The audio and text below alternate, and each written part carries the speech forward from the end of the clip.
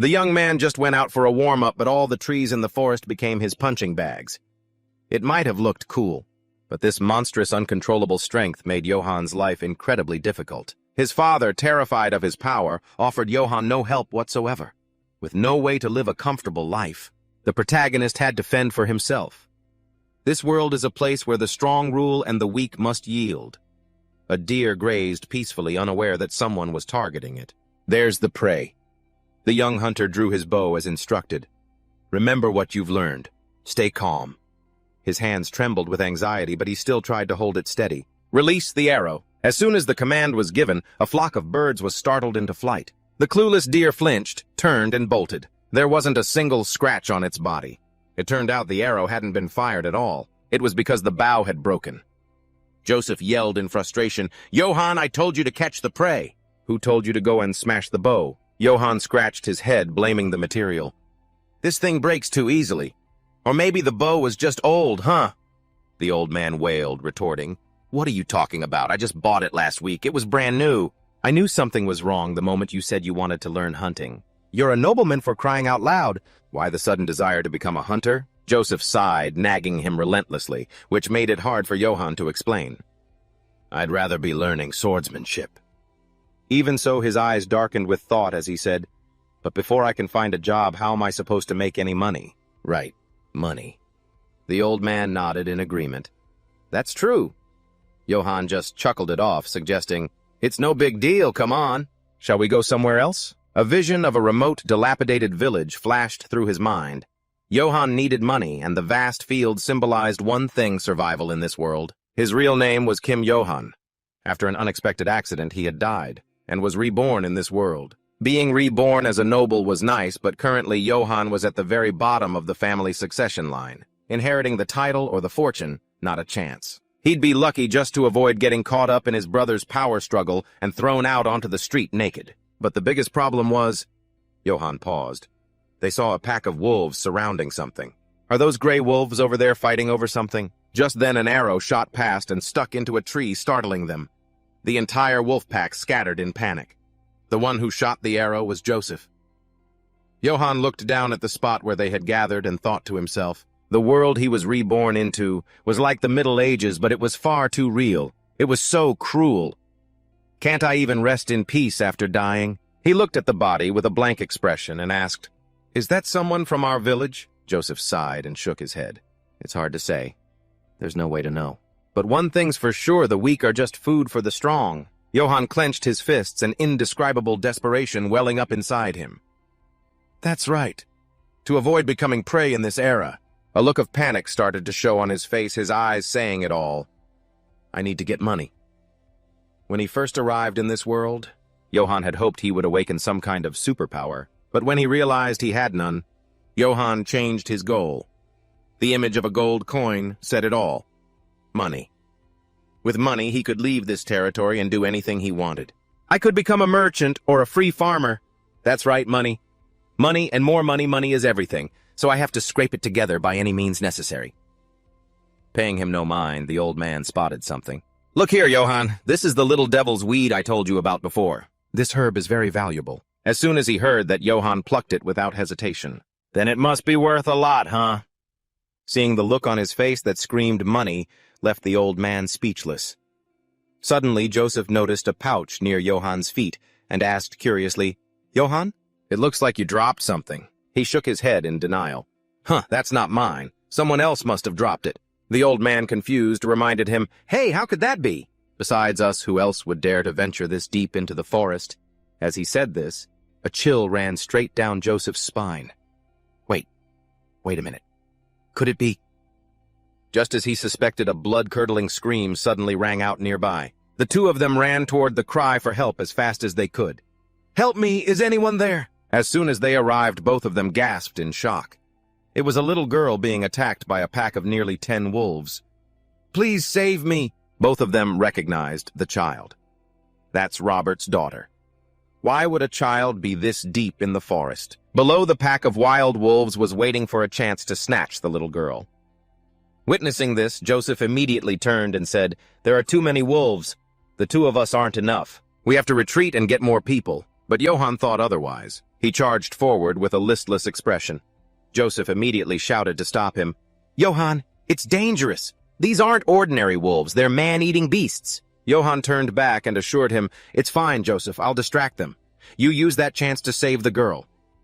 Although he was so surprised he froze solid, Joseph could do nothing but follow his lead. While Joseph's jaw was hanging open in shock, Johann flashed a sinister smile. "I can't believe it. He's willingly acting as bait just to save some commoner. In reality, all he was thinking about was money. If I'd known this, I would have learned to hunt sooner. Who knew there'd be a hidden gold mine in a place like this? 1, 2, 3, 4. At least 10 of them, huh? If I skin them and sell the pelts, I could make a fortune. All right then. Just you wait, you walk in piles of money." Joseph was shocked by Johann's bizarre actions. "What is this?"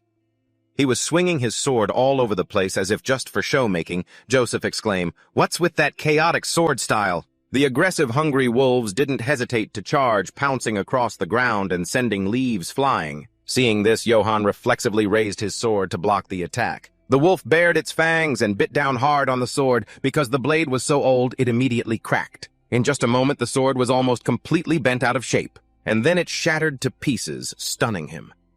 From the other side, another wolf lunged with its massive jaws wide open, going for the finishing blow, and then time seemed to stop for a moment. From a distance, Joseph's eyes widened in terror. He let out a piercing scream that seemed to reach the heavens. "Sir Johann!" Meanwhile, in the Itz territory, within the village of Bon Tron, the inspection team from the Itz clan was making their rounds. Everywhere the sound of horse hooves went, fear followed. Even the seasoned village elders cowered in fear. The woman holding a fan to her nose, looking down on everyone with disdain, is the concubine Madam, the expressionless young man on horseback. He is the eldest son, Philip Itz, and this old drunkard is the Lord Jason Itz. He sneered at them. This cursed countryside village is still as filthy and smelly as ever. Philip, not seeing the person he was looking for, sought Jason's opinion. "Father, my apologies, but it seems Johann is nowhere to be found.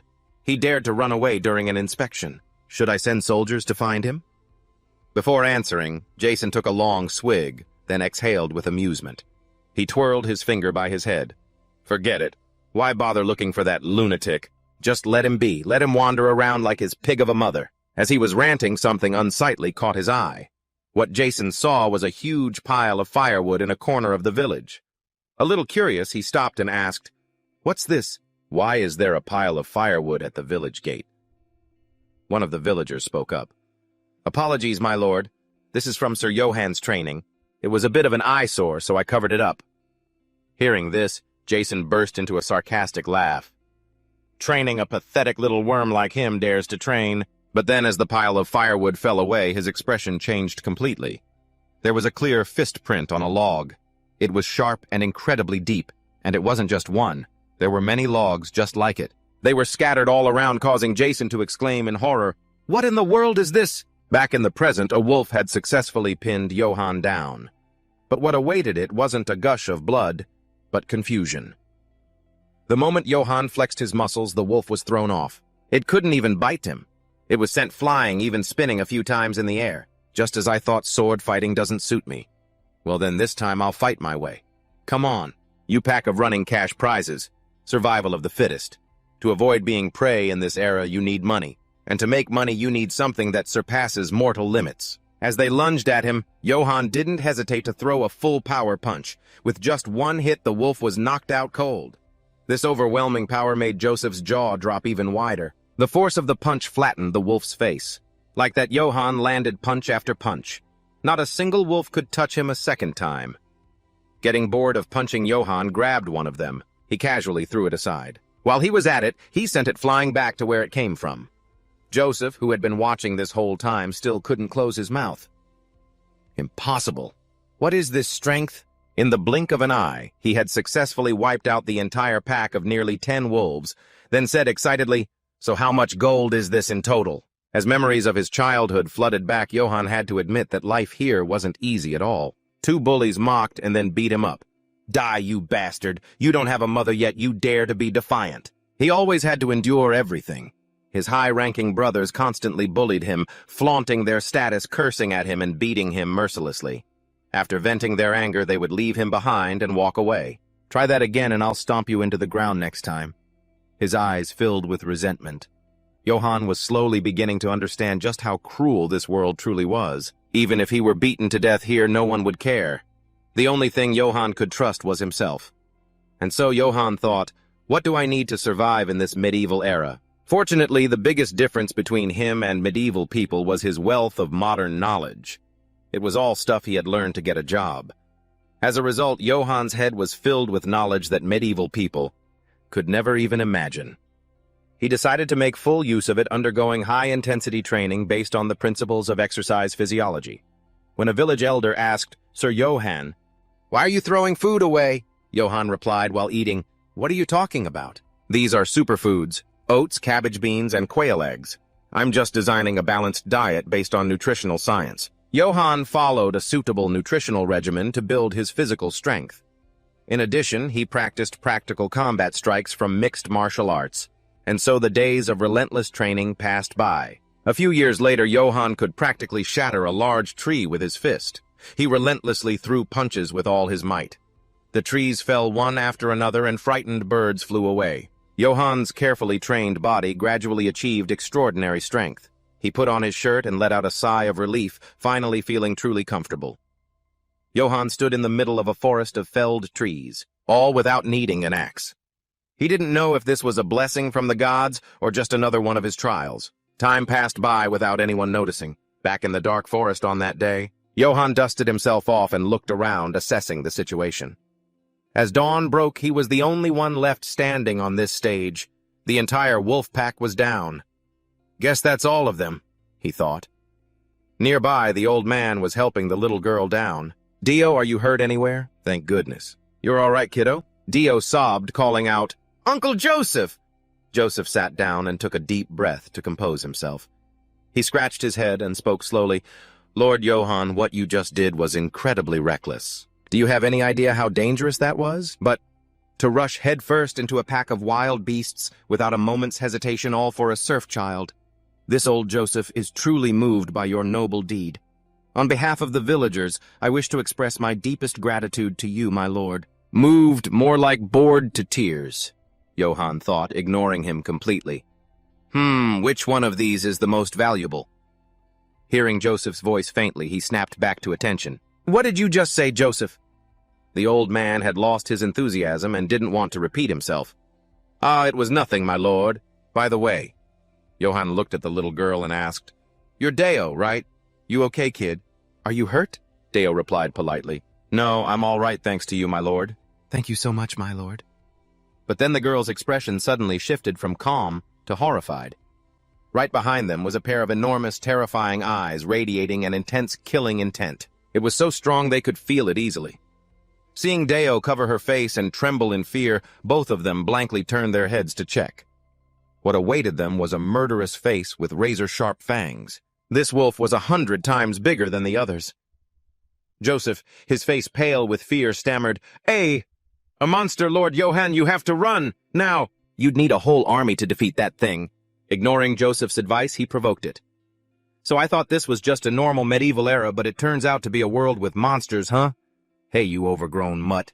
Are you the leader of this pack? Sorry about this. I killed all of your little disciples, because the hides from old beasts like this will sell for a really high price." Hearing this, the wolf could no longer contain its emotions and let out an angry growl. From its killing aura, Johann understood. "I can feel it. This thing is looking at me as prey." "But it doesn't matter!" The wolf let out an earth-shattering roar, signaling the start of the battle.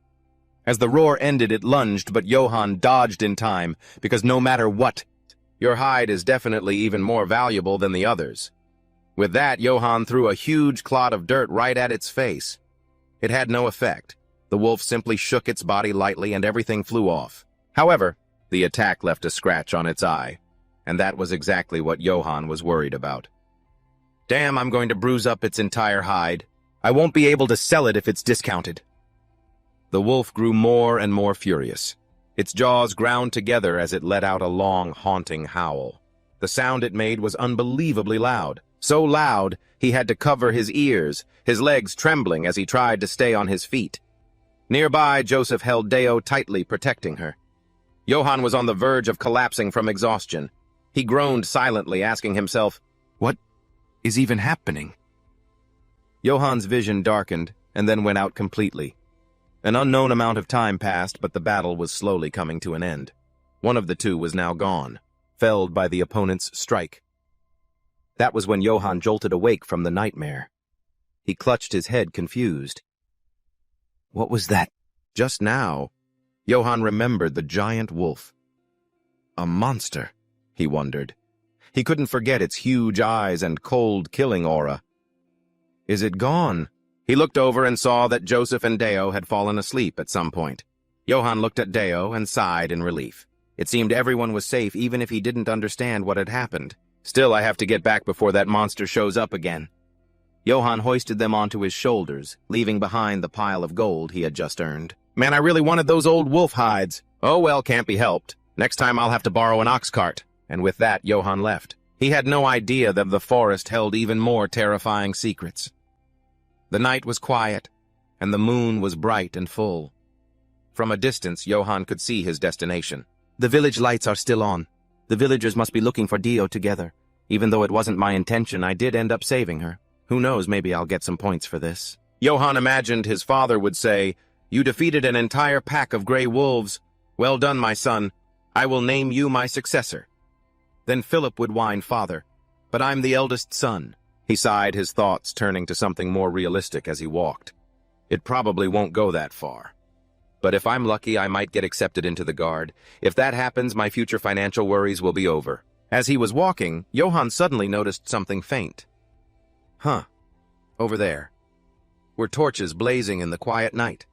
A squad of his family's soldiers surrounded him, leaving no escape. Johan stared at the scene, his mouth agape in bewildered shock. At that moment, Philip yelled out as if to remind him, "Johan, how dare you wander off and only come back now? You dare run away on the very day of Father's inspection." Remembering it now, Johan's face had gone pale, completely drained of blood. That's right, today's the day, I'm so screwed. While Philip was chewing him out on one side, the old man slowly walked down. "You worthless brat, you have no respect." He stomped his foot on the ground with immense power. Johan gently set the other two down. Yes, father. I had some urgent business, so I couldn't say another word." Jason raised his axe. "Shut up, you dare look down on me. I'll split that arrogant head of yours in two." Johan gritted his teeth, speechless with rage. He had just escaped death only to run into this piece of garbage. Life's a real bitch. With that thought, a cunning smile appeared on his face. No, a crisis is an opportunity. Johan immediately used a tactic to make a strong impression. "My esteemed father, I absolutely did not intentionally skip the inspection, father. I was saving villagers who were in trouble in the forest, which is why I returned late." The little girl's father rushed forward, shouting frantically, "Deo! Oh my God, you're safe! I've been looking everywhere for you." He hugged the little girl, murmuring nonstop, "Thank goodness. What a relief." Seeing this, Johan pressed his advantage, explaining the situation. "You see, Father Deo was surrounded by a pack of wolves in the middle of the forest. I fought to save the kid and took down the wolves, sir. Even though I couldn't attend the inspection, I believe I've fulfilled my duty as the son of a knight. If you forgive me this one time, I will devote myself completely to protecting our domain. Oh, and it would be even better if I were appointed captain of the patrol team, father." Hearing this, Philip blurted out in anger, After speaking, Johan thought to himself, "A perfect performance. If this were an interview, I'd be hired on the spot." Jason burst out laughing. He then said sarcastically, Well, so that's how it is it? Future captain, eh? But where are the wolves you caught? Don't tell me those were just empty words." Johan was furious, the question striking him like a thunderbolt. This damned old bastard. Even so, he insisted, "I'm not lying, sir. I even encountered a giant black wolf." At this, nearly all the villagers stared in shock. Jason himself let out a cry of horror. His face turned red with anger as he bellowed, "Insolent brat, you dare lie to me! I'll crush that lying mouth of yours."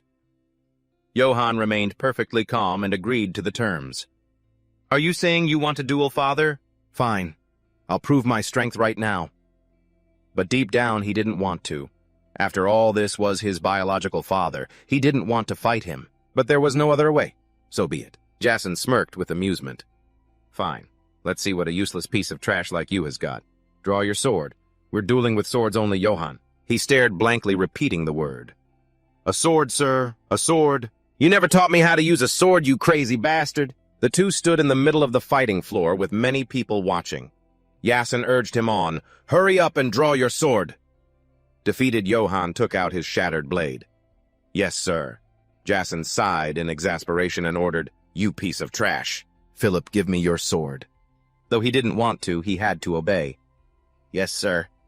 Philip went closer and whispered in Johann's ear, "Johann, if you know you're wrong, get on your knees and beg Father for forgiveness. That's the only way you'll survive." He replied fiercely and resolutely, "Apologize for what I'd have to be in the wrong to apologize. Besides, a real man never runs away.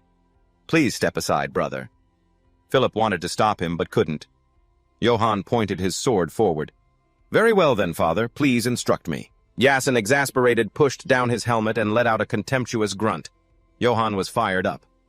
"Good. This is the perfect chance to show off my skills in front of the villagers. Yasin will have to acknowledge me. I'll show everyone my true power." He risked everything. He charged forward, determined to win. And indeed, there was a flicker of fear. The old man's face completely contorted. The rushing sword and its dark aura left Yasin speechless. What is this? This horrifying pressure. It's like a monster's. Very quickly after that, he raised his axe to block the blow. The advantage was shifting to Yasin. Johann's sword cracked slightly. He grunted in pain as a fragment grazed him. Johann tried to land continuous strikes on the armor. It shattered. Yasin lost his balance for a moment and fell. Unwilling to be defeated so easily, he gritted his teeth and roared, "You despicable insect, a lucky first strike!" Johann had managed to dodge it in time. He screamed like a madman, "How dare you look down on me, you insect, witnessing this scene!" The others were watching, looking surprisingly serious. Does Father really want to kill Johann? Razin swung his axe again and again with all his might. "Do you know why I never taught you swordsmanship? Because even if you learned, you'd still be nothing but a useless maggot. You think you can beat me by flailing around like that? This territory is mine. No one will take it from me. Not you, not the Emperor, not anyone." Johann kept dodging the blows, but the damage was still immense. He wondered what the hell the old man was talking about. Has he gone mad from the alcohol? No, it's more like the blood is clouding my vision. Suddenly a villager shouted, "Johann!" Hearing the call, he turned to look back. At that moment, the axe was right before his eyes. He couldn't avoid it anymore. The entire village gasped in horror, their mouths agape. Johann used the last of his strength to block the powerful strike, but he didn't have enough power left to do anything more. He let the axe bear down on him, and then the result was all too clear. The sword shattered to pieces. Johann fully accepted it. "I've lost." He collapsed to the ground, staring helplessly at his broken sword. Razin pointed the tip of his axe at him and commanded, "Know your place. If you ever dare to displease me again, I'll split your head in two." He walked away, leaving Johann in a pit of despair. Only then did all the villagers rush over, calling out, "Sir Johann!" That night in a house in the village, someone shouted, "That coward Razin!" Johann stopped him. "Father Bamberger, what if someone hears you shouting like that?" Bamberger didn't care and yelled even louder, "Let them hear I am a man of the church, I fear nothing. A knight is supposed to have honor. How could he treat the man who saved the village like that?" He gave a benevolent smile and said, "I'm fine. I'm lucky just to be alive." Bamberger's anger still hadn't subsided. It was an unfair fight from the very beginning. Challenging someone to a duel while wearing full-body armor is just... The alcohol must have made him lose his mind completely. Even though he was smiling brightly, deep down Johann was still very sad about what happened today. He could only sigh and admit, "This is reality. I knew my swordsmanship was poor, but I never thought it was this pathetic." Bamberger put away some medicine vials and agreed. After all, Razin is a seasoned knight, trained in his family's sword style with plenty of battle experience. It's only natural that you lost. Like Baron Brian from the neighboring territory, I heard he single-handedly put down an uprising of 300 peasants. Just imagining it, Johann couldn't hold back. He shouted, "He fought 300 people by himself. Sir Brian is incredible. So I lost because of the difference in skill. I really thought I could beat that old drunk after fighting that giant black wolf." Hearing this, Bamberger was startled, realizing something. He rushed over, shook Johann's shoulders vigorously, and asked for clarification. "Sir Johann, is what you just said true? Did you really see a giant black wolf in the forest?" Johann was confused by his actions, but still admitted, "Yeah, I did. Joseph and Dell saw it too." Upon hearing this, Bamberger immediately prayed to God. Johann was startled and curious. "Huh? What's going on?" Is that wolf something special? He walked to a shelf and pulled out a thick book. Sir Johann since ancient times, the Black Wolf. Banberger opened the book in front of him and said, has been considered a bad omen. The image inside depicted something even more metaphorical. And far more terrifying. He stared intently at the picture and explained, we in the clergy call them omens of death. According to a centuries-old legend, the Black Wolf brings death, staining everything red with blood. Johann looked at it, his heart pounding in his chest. He rubbed his head and tried to reason it out. Even though I'm not superstitious, could it be that the Black Wolf foretold the fight with my father? Banberger thought so, too. Perhaps. He gave a gentle, reassuring smile. But don't worry too much. The Black Wolf is just a folk tale.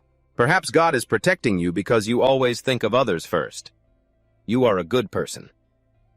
Hearing this, Johann became confused. His face went blank. A good person, me. All I want is to make a lot of money. Meanwhile, in the Brit territory near the city of Itz, a desperate scream rang out. Spare me! I know I was wrong. Please, I beg you, spare me! Don't! A blood-red sword filled the frame, and just like that, another life was gone, without a goodbye. Two guards shook their heads in frustration. It's useless to run. They die either way. Of course it is. They sighed and remarked, but this is truly ruthless. Killing everyone in the territory. Burning it all down, not even leaving a single body. What can we do? On that bloody night, all the soldiers lamented, we were just supposed to collect the money. At that same moment at the palace gates, someone was making a report. That person bowed his head and handed over a token. The mercenary Kajam Af has finished the cleanup. This is the signet ring of House Burge. He held the ring in his hand, inspecting the inside, then clenched it tightly, crushing it without a second thought.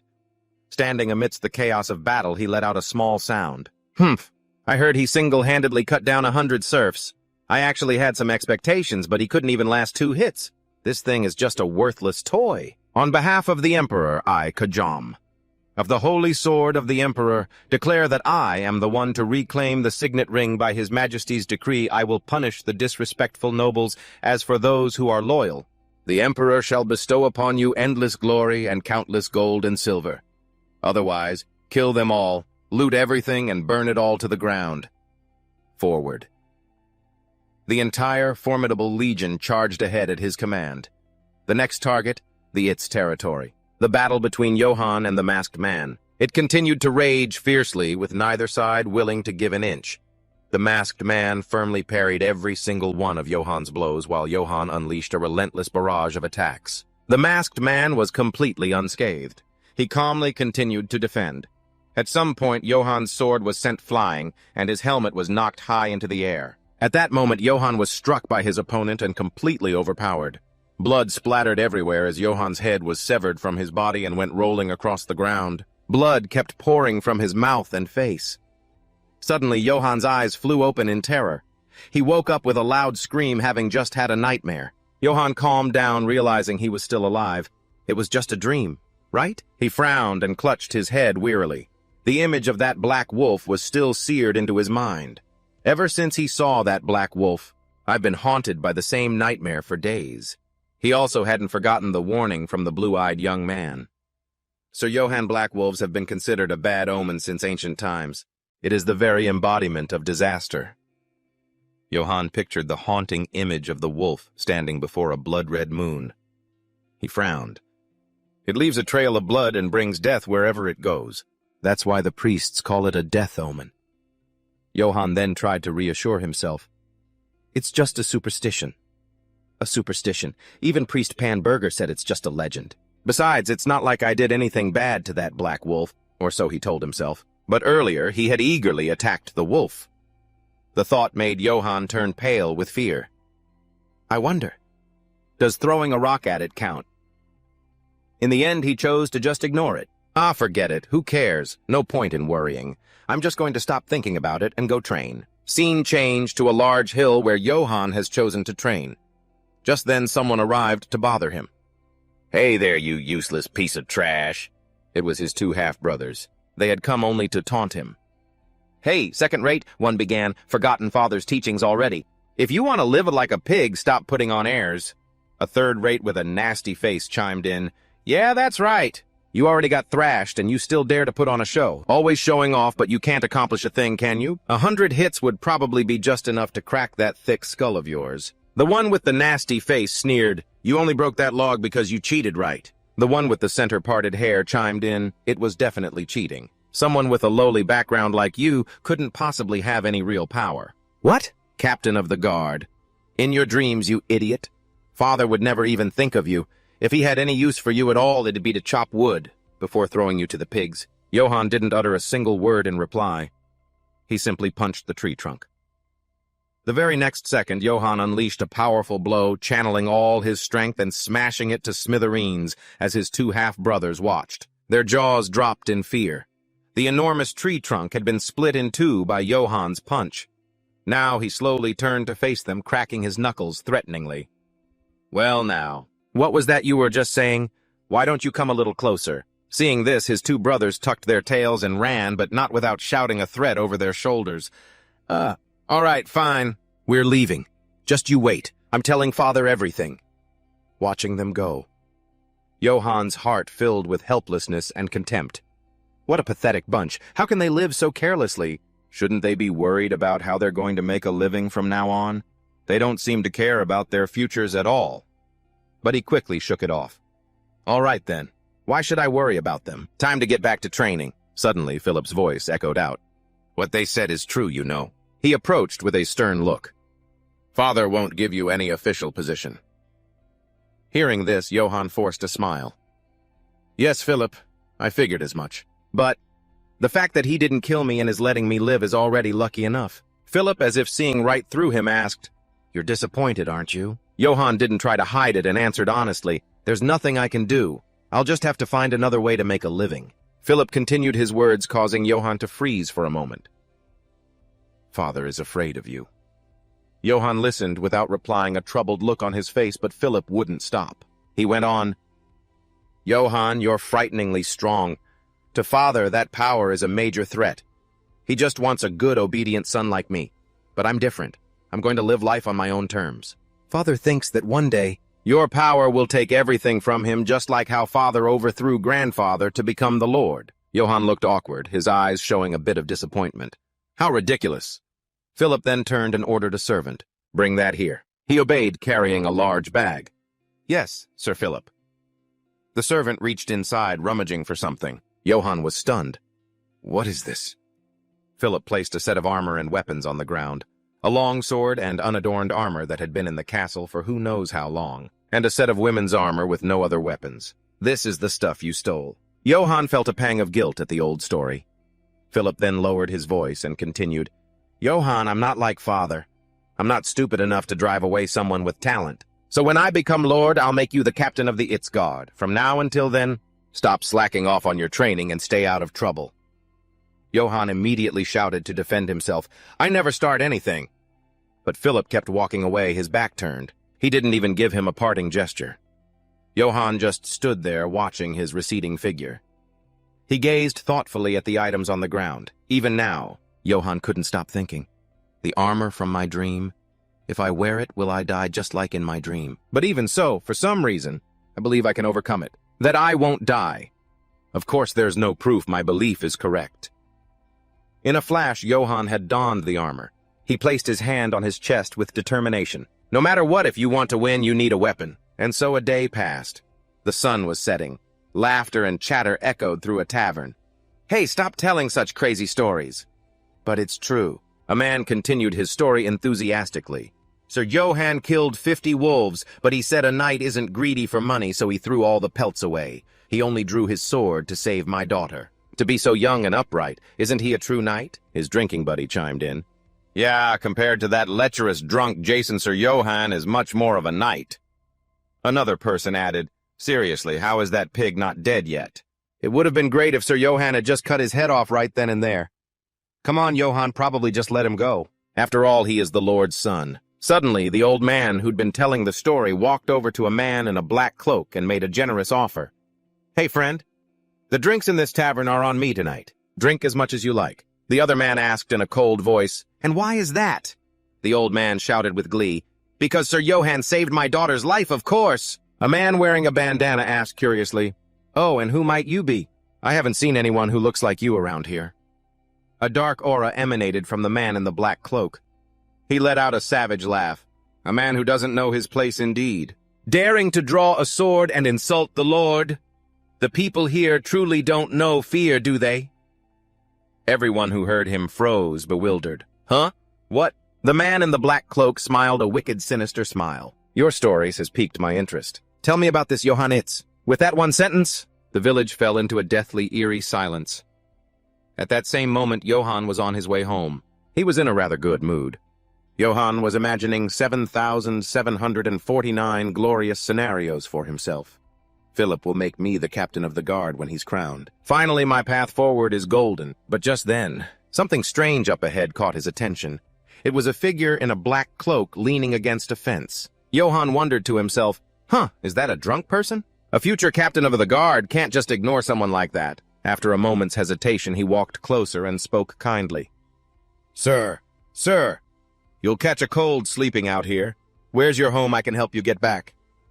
That's when strange things started to happen, making Johann wary. What is this? Something feels cold. Suddenly, the cloaked figure lunged into an attack stance. Johann's pupils constricted as fear gripped him. It was so sudden. What is this?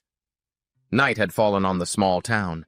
The surrounding homes had all extinguished their lights, leaving only an oppressive darkness. All of a sudden, the cloaked man pressed something sharp against Johann's neck, giving him no time to react. He tried to figure out who this person was. Who is this guy? An assassin sent by Jason. No, that's not right. If it were Jason, he'd have come himself.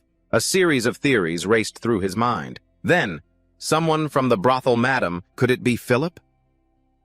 The more he thought, the more his speculations led him to a dead end. Damn it. I can't figure out who's behind this. He finally decided to speak first. What do you want? He tried to negotiate, just hoping to be spared. Is it for money? I'll give you everything I have. Let me go. The man in black still wouldn't release him. Money, I can give you a mountain of it. Hearing this, he became even more frightened and his thoughts grew more chaotic. It's not about money.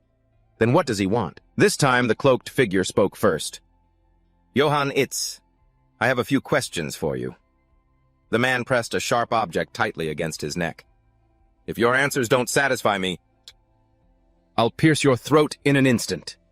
He applied so much force that a bit of red syrup started to ooze from the boy's skin. Johann looked utterly bewildered by the question. What kind of question is this all of a sudden? And he's threatening to kill me if I answer incorrectly. He tried to calm himself down. Get a grip, Johann. You've passed the second round of interviews for a major corporation. After all, I have to give the perfect answer to survive. The man didn't wait for him to agree. Well, then let's begin. Johann braced himself. All right, ask away. The man's eyes scanned down his body, observing him carefully. He touched Johann's sturdy arm. Quite the physique. It's hard to believe you're of the same bloodline as that pig. Are you really Jason's son? Johann's face was a mess of question marks. He let the man grope all over him. He's holding my life in his hands, and he's asking this kind of nonsense. Damn it, how am I supposed to answer this? After thinking for a moment, he answered nervously. Even from the bloodline of a pig, a lion can be born. The cloaked man heard the answer but didn't say another word. Seeing his silence, Johann became terrified. Why isn't he reacting? Did I answer wrong? The man let out a soft breath. The very next second, he burst into laughter, leaving Johann bewildered. The man in the black cloak then continued, That answer is quite to my liking. Seeing this, Johann was overjoyed. So, can you let me go now? Without making him wait long, the man replied instantly, No, Johann Itz, from now on you are mine. He understood every word, but when put together, he couldn't comprehend the man's meaning. What? What the hell are you talking about? This man's name is Ka Egenzilder's master poisoner and the most powerful assassin in the Nessos Empire. After countless missions, he created a unique swordsmanship style with movements like a venomous snake. Hence, it was later called the Serpent Sword.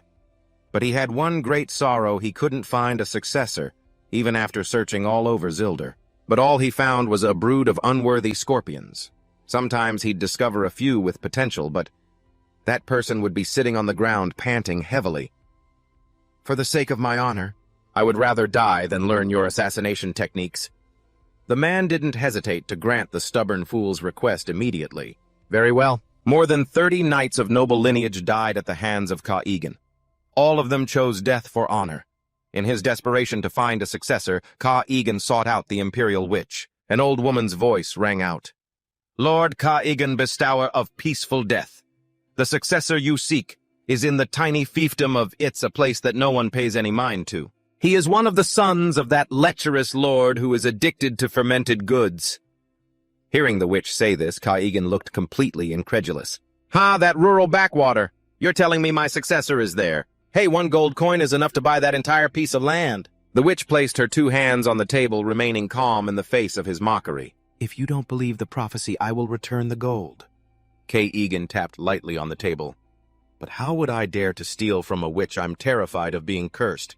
All right, fine, I'll believe you. Ka-Egan accepted the witch's words because for someone like him who had wasted a lifetime searching for a successor, there wasn't much time left. But even after he set foot in It's, he was still endlessly suspicious. Is there really a successor in a rustic place like this? He thought as he walked. If I don't like the look of you, I'll kill you without hesitation. The man began to introduce himself to Johann. I am Ka-Egan, the master of Gilder. There's no more time for dreaming. You must become my successor. Now answer me. Choose to die at my hands or learn my swordsmanship. You may only choose one of the two. Johann gulped, a plan carefully forming in his mind. In the next second, he yelled, If I want to learn your swordsmanship, how much will I have to pay you, sir? Ka-Egan was a little displeased. No, money, I don't accept it. Johann's 2 eyes lit up. He means it's free. A high-level master, the head of Gilder, is going to teach me swordsmanship. And it's free, too. Is this a dream? No. I've hit the jackpot. He quickly turned around and clapped the man firmly on the shoulder. Master! Why did it take you so long to find your pupil? I've been waiting for you for nearly my entire life. His reaction left Ka-Egan a bit bewildered. My swordsmanship is the art of assassination, you know. Just learning it is enough to bring you disgrace. Being pointed at by those around you for the rest of your life will become a knight's disgrace. Knowing that, do you still wish to learn? Those words of warning did not dampen his determination. Honor or disgrace, I don't care, sir. Please teach me, sir. Kagan looked at him confused. He really is a weirdo. Johann suddenly held his hand out toward the man. Ah, master. You said you have mountains of money. So if I learn well, could you give me some spending money? Kagan didn't agree right away, carefully staring at the person opposite him. This brat really is one of a kind. Meanwhile, in the It's Raisin territory, a man sat on horseback preparing to leave the castle. The inspection is done. I'm heading out for a bit. The 2 people behind him saw him to the door, not forgetting to add their farewells. Yes, sir. Please be careful. They said in unison, we will look after the city well. Immediately after that came the hateful glares of Philip and the madame. Humph, the madame spoke first. No matter how hard you try, this city will still be mine. Not backing down. Philip shot back, you talk too much. Its next master will be me. Its Raisin hadn't gotten far before he heard the bickering behind him. Damn it. All they do all day is argue. I'm sick of it. I'm not even going to look. Do whatever you want. Philip suddenly came forward to report, Father Johann hasn't returned yet. What should we do? Only then did the man remember that son of his. Immediately he yelled, Philip, don't waste my time with that useless thing. I don't care if that weakling dies in a ditch somewhere. Philip quickly tried to smooth things over. Yes, I'm sorry, Father. He still won't stop pushing my brother aside. Johann, where in the world are you? At the same time, near the territory, Kagan's voice rang out. You, I need to see what your skill level is. Johann was flustered. Huh, Master, I'm sorry, but may I borrow a sword? I tend to break swords a lot. Kagan had no choice but to hand over the sword. In his eyes, there wasn't a shred of trust for his disciple. A disciple who breaks swords? This guy deserves to die more and more. I don't see anything good about him. Maybe I should just kill him and get it over with. He pointed another of his own swords towards the boy, ready and waiting. Johann, his face full of determination, said, Yes, sir, and presented his sword. His other hand was clenched into a fist. Kagan looked at the stance completely exasperated. But what a terrible stance. Is he really from a family of knights? Good heavens. This is hopeless. I'll just have to kill him. Johann suddenly spoke up. A fight doesn't necessarily have to be with swords, right? Any style of fighting is fine, isn't it? Kagan was starting to lose his patience. Whatever you want. Fists, feet, kicks, swords, I don't care. In that case, Johann laughed loudly. He then swung the sword in his hand, attacking straight towards the man. The sword in the man's hand immediately shattered into pieces. In that very moment, Kagan realized how meaningless his doubts had been. His expression was one of disbelief. This guy is terrifyingly strong.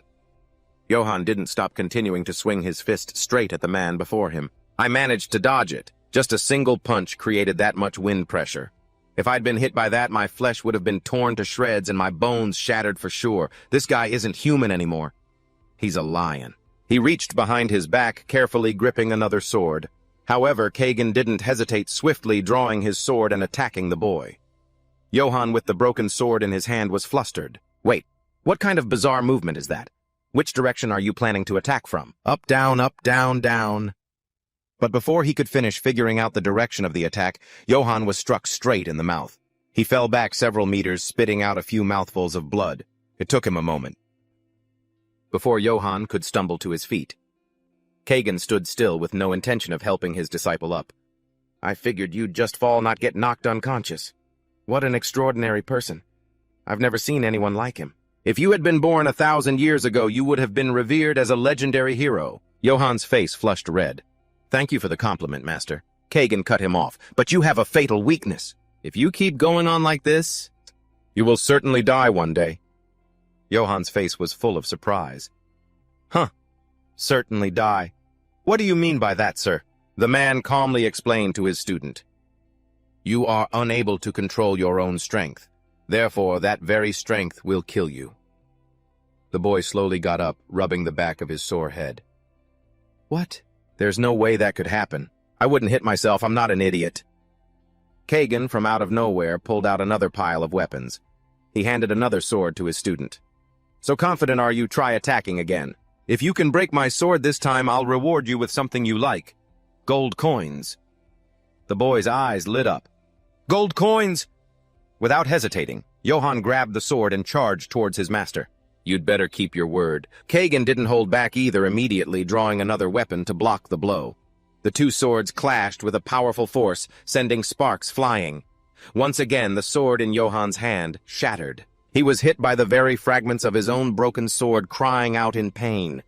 Johann staggered back a few steps, a trickle of blood running down his cheek. He recalled his last attack. Damn it, this situation is exactly like when I fought with Father. Kagan, his own sword still intact, spoke up again to teach him. See, you were defeated by your own strength. Learn to control it, Johann. If you don't, you will surely die. Johann forcefully pulled out a sword fragment that had just lodged itself in his armor. A shard aimed for the heart. You did that on purpose. The man sighed, admitting it.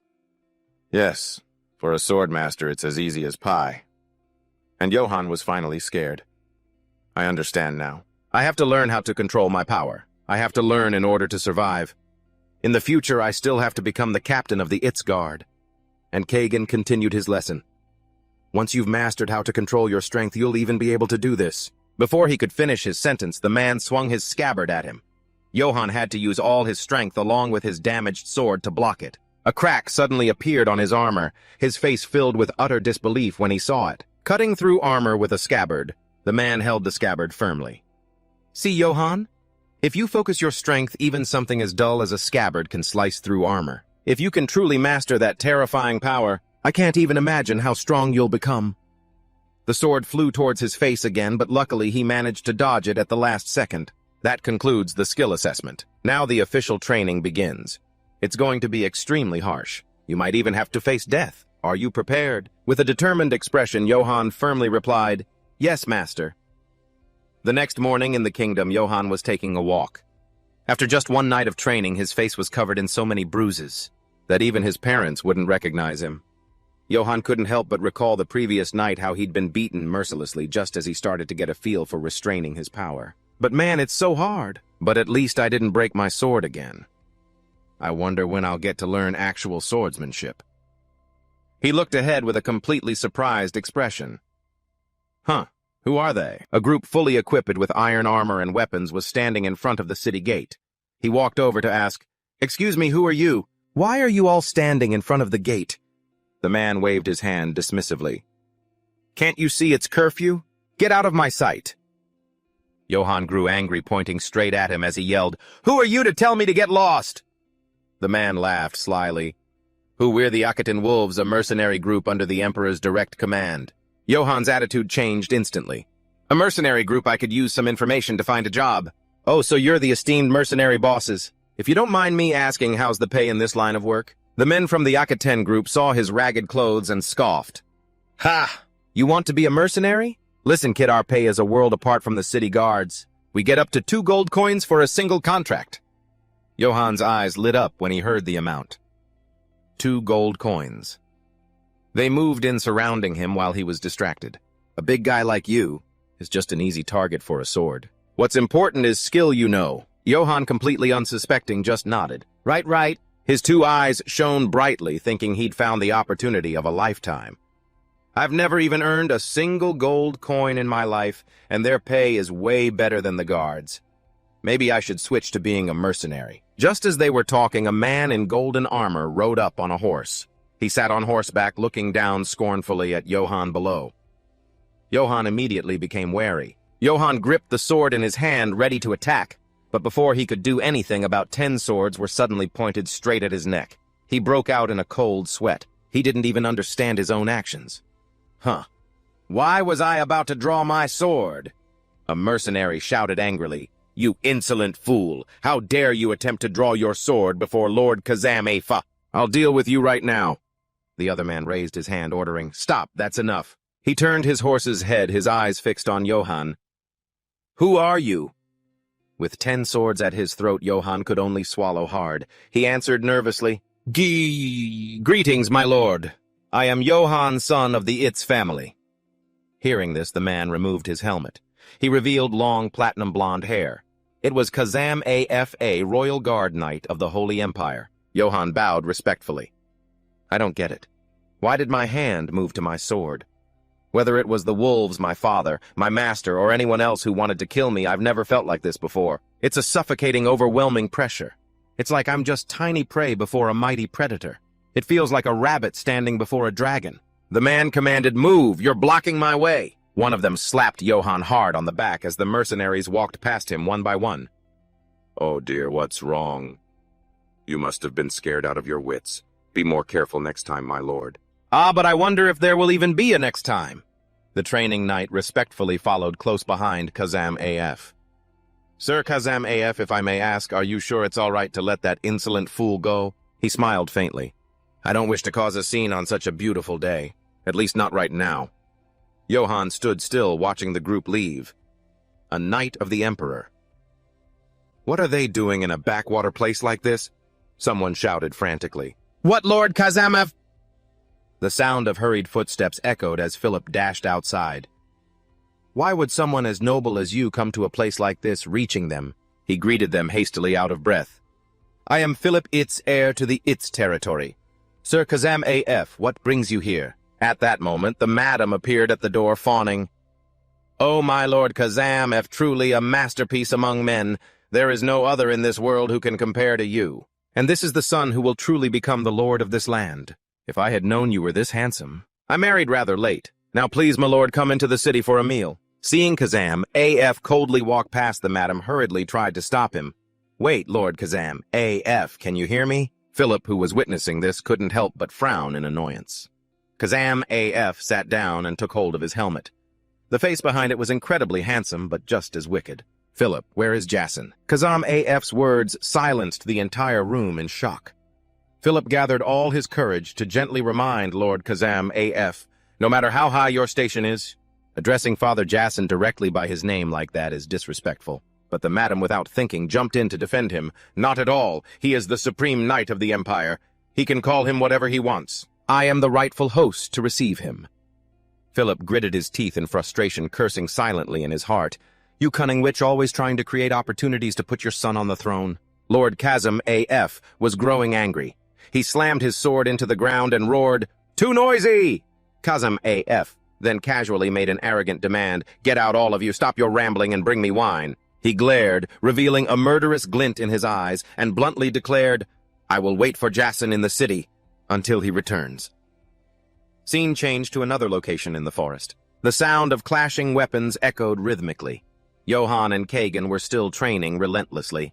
The image of Kazam AF on his horse suddenly came to mind, even his cruel gaze. The more he thought about it, the more confused he became. Suddenly, Kagan roared, scolding him. "You bastard, focus!" Johan finally snapped back to his senses, but right in front of him was a barrage of daggers flying straight toward him. Johan slashed to deflect them, but unfortunately he still got hit. Johan grimaced in pain as he looked at the wound on his neck. It was bleeding. Kagan turned around annoyed. "If that dagger I just threw was poisoned, you'd be dead already. Why aren't you focusing?" Without hesitation, Johan explained frankly, "Recently, a group of Imperial Knights came to the village. Their presence feels strange. This is its territory, after all. Even if they're Imperial Knights, closing the city gates and controlling access like this is absurd." Kagan cleared his throat and questioned, "Even if it's suspicious, what can you do about it?" "Kazam AF, a Royal Guard Knight serving directly under the Emperor. He's the strongest warrior on the continent, a core force of the Holy Empire. Even the armor he wears is a legendary treasure." Hearing this, Johan couldn't help but be stunned. "Stronger than you, Master?" Kagan paused for a few moments at the unexpected question. Kagan frowned and admitted, "If I were to face Kazam AF, I'd run for my life without looking back." The boy quickly retorted, "But you won't know the outcome until you fight him." And for that, he smacked Johan on the head while yelling, "Shut your mouth, you idiot! Do you even know who you are? Just a useless brat who can't control his power. An illegitimate child who knows nothing about swordsmanship, and you think you can pull off some trick." Johan was temporarily silenced by those scornful words, his lips pressed tightly together. A moment later, he gripped his sword, looked forward, and said confidently, "I can do it." But the man still looked at Johan with contempt and said, "Fine, come at me." Right after that, the two of them immediately clashed in a fierce battle. Before long, Johan took a blow from Kagan. The man roared, "Again!" and Kagan attacked once more. He quickly raised his sword to block. As expected, the man was too strong and Johan couldn't evade. Kagan grew more and more frenzied, shouting wildly, "Again!" But he refused to give up, leaping forward while questioning himself, "Why isn't it working? That's just a scabbard. Why can't I cut through it?" Suddenly, a brilliant light appeared at the tip of his sword and Johan had a realization. That's it! The flow of power. It's not about swinging the sword wildly, but about channeling the force and focusing it into the tip of the blade. As he did this, Johan, while practicing his swings, began to understand the meaning of controlling his power. Even he was starting to notice it. This kid, the sound of his blade was growing sharper. In the blink of an eye, a keen slash was unleashed in midair. Johan attacked relentlessly, giving the man no time to react. He gripped the hilt of his sword tightly, thinking to himself, "This is it." Everything he had learned was being put to use with just the right amount of force. Johan quickly raised his sword high, preparing for a powerful slash. At the same time, his eyes blazed with a brilliant light. He looked terrifying. The sight made even Kagan break into a cold sweat. "Whoa, this is dangerous." Without any further hesitation, Johan swung his sword in a wide arc. It was as if a serpent wanted to swallow the weapon in the man's hand. In the gloomy darkness, a brilliant flash of light suddenly appeared. Kagan gritted his teeth. He looked down to see both his scabbard and sword had been cleanly sliced through. Seeing this, Johan was ecstatic, smiling brightly. He shouted excitedly like a child, "All right, I did it. I get the feeling of it now. It's pretty easy, isn't it?" He still couldn't believe it. Watching Johan whistling and celebrating, he thought to himself, it must have been a lucky shot. Suddenly, Kagan called out, "Johan!" The boy immediately turned his head and answered, "Yes." He drew his sword, took an attack stance, and declared, "This time I'm not holding back. Come at me." Without a moment's hesitation, Johan once again unleashed his vicious serpent strike, aiming right for Kagan's head. The blow landed, shattering Kagan's sword in two and sending him crashing to the ground. Seeing this, the boy leaped for joy. I won again!" Kagan's eyes were wide with shock, sweat pouring down his face. "What the hell? What is this kid?" "I only taught him how to control his strength, and now he's already mastered the snake's tongue technique. After just our first meeting, he's completely absorbed my technique. Not only that, he wields a real sword even more perfectly than I do." Kagan thought for a moment. He couldn't believe it was real. His instincts as a master assassin told him that Johan, whether by luck or not, had now become an unbeatable opponent. Nesso's sword of the poisonous ice. The most elite assassin of the Gilder Empire was blushing furiously. He looked at Johann, who was grinning from ear to ear with joy. He's already learned the technique. I can finally retire, he thought. What an unbelievable, monstrous brat. By then, the full moon had reached its peak, and Kagan's voice echoed through the forest. Johann, the training ends here. I will leave at sunrise. Hearing this, the boy asked in confusion, Huh? But I've only just gotten the hang of using a sword. Is that it? Is it over? He replied immediately, You've already accomplished everything you need to in swordsmanship. As much as I hate to admit it, you're stronger than me now. In less than a week. I just hope my sword style isn't lost to time. Now go and live however you want. Johann leaned forward as Kagan sighed. You've worked hard. Confused. Johann asked, Are you really leaving? Kagan confirmed. Yeah, I've never stayed in one place for long. Johann looked at the fire in front of them, and curiously added, Is it because you're an assassin? Sitting beside him, Kagan denied it. No, that's just how I am. Johann glanced over at him. Ah, by the way, Master, do you know anything about the Red Tide? He was momentarily surprised. The Red Tide? You mean the Black Wolf? Johann quickly replied, Yes. He recalled the wolf under the crimson moonlight and recounted, A while ago after I saw it, I had a dream that my head was cut off. So when you were about to strike my neck, I thought you were the Red Tide, Kagan sighed. If I were the one to kill you, then I would be your Red Tide. Bad luck isn't something that comes in a fixed form. Before I leave, I'll give you a few conditions. First, I'll find you a weapon suited to that power of yours. Danar's steel should suffice. Johann's eyes widened in surprise. What's that? He asked. He began to explain Danar's steel to the boy. It's a magical metal that only exists in ancient artifacts. Weapons made from Danars are extremely rare. The number in the entire world, it can be counted on one hand. Hearing this, Johann looked dumbfounded. It must be really expensive, huh? Kagan added. You couldn't afford it even if you saved up your whole life. In fact, it's not something money can buy. Johann wondered, Then why did you suggest it, Master? He replied, I was just messing with you. Just find whatever weapon you like. Johann furrowed his brow. Are you holding back because you're an assassin, Master? Kagan shot back. No, you idiot. Do you have to blame everything on my profession? You can recognize a Danar's sword just by looking at it. If you see someone carrying one even from a distance, just run. Don't even look back. You won't live long if you don't know your place. Johann etched the words into his heart. I'll remember that. After a moment, his master stood up. Johann asked again, You're really going... Kagan warned him one last time. Johann, burn these words into your soul. Never fight an enemy you cannot defeat. If you sense danger, run. If you absolutely must fight, then use any and every means to kill them. Just remember that and you won't die easily. Don't you dare die, Johann. He watched as the man's back slowly faded into the distance. Johann recalled his warning, If you sense danger, run. If you can't run, you must kill them by any means necessary, and you must live. He clenched his fist, his resolve firm. I will take it to heart, Master. Meanwhile, in the city of its night had fallen completely. A madam's voice spoke softly. Is the wine to your liking, sir? Kazam AF replied with disgust, It's like rotten piss. Get in here. The madam smiled brightly and asked, It's a very expensive wine. Is it not to your satisfaction, sir? Well, what can be done? The finest wine is only found in Jason's bedroom. You must be tired from your long journey. Don't trouble yourself with such thoughts. Come and rest in a nice warm room. But he remained silent. The madam's cheeks flushed as she offered a seductive invitation. Jason's bedroom is very cozy, you know. I'm certain you'll be satisfied. Her voice was dripping with seduction, implying the two of them could get intimate and have a very good time together. Kazam AF, completely uninterested, just snapped, Get lost. The madam's face paled. Lord Kazam, AF, we don't have much time. Please let me entertain you now. Yasin won't be back for a while. He fell silent, his eyes drifting over to her. Then he spoke. Well, I was just getting bored. All right then. Let's give it a try. A satisfied smile spread across Kazam AF's face, ready to taste the thrill of the slaughter. The man before him was so terrified by the sight that he had to cover his mouth. Johann slowly dragged his heavy feet forward. His eyes widened in shock. What is this? A scene of utter devastation appeared before him. The village was engulfed in a sea of flames. He was frozen to the spot.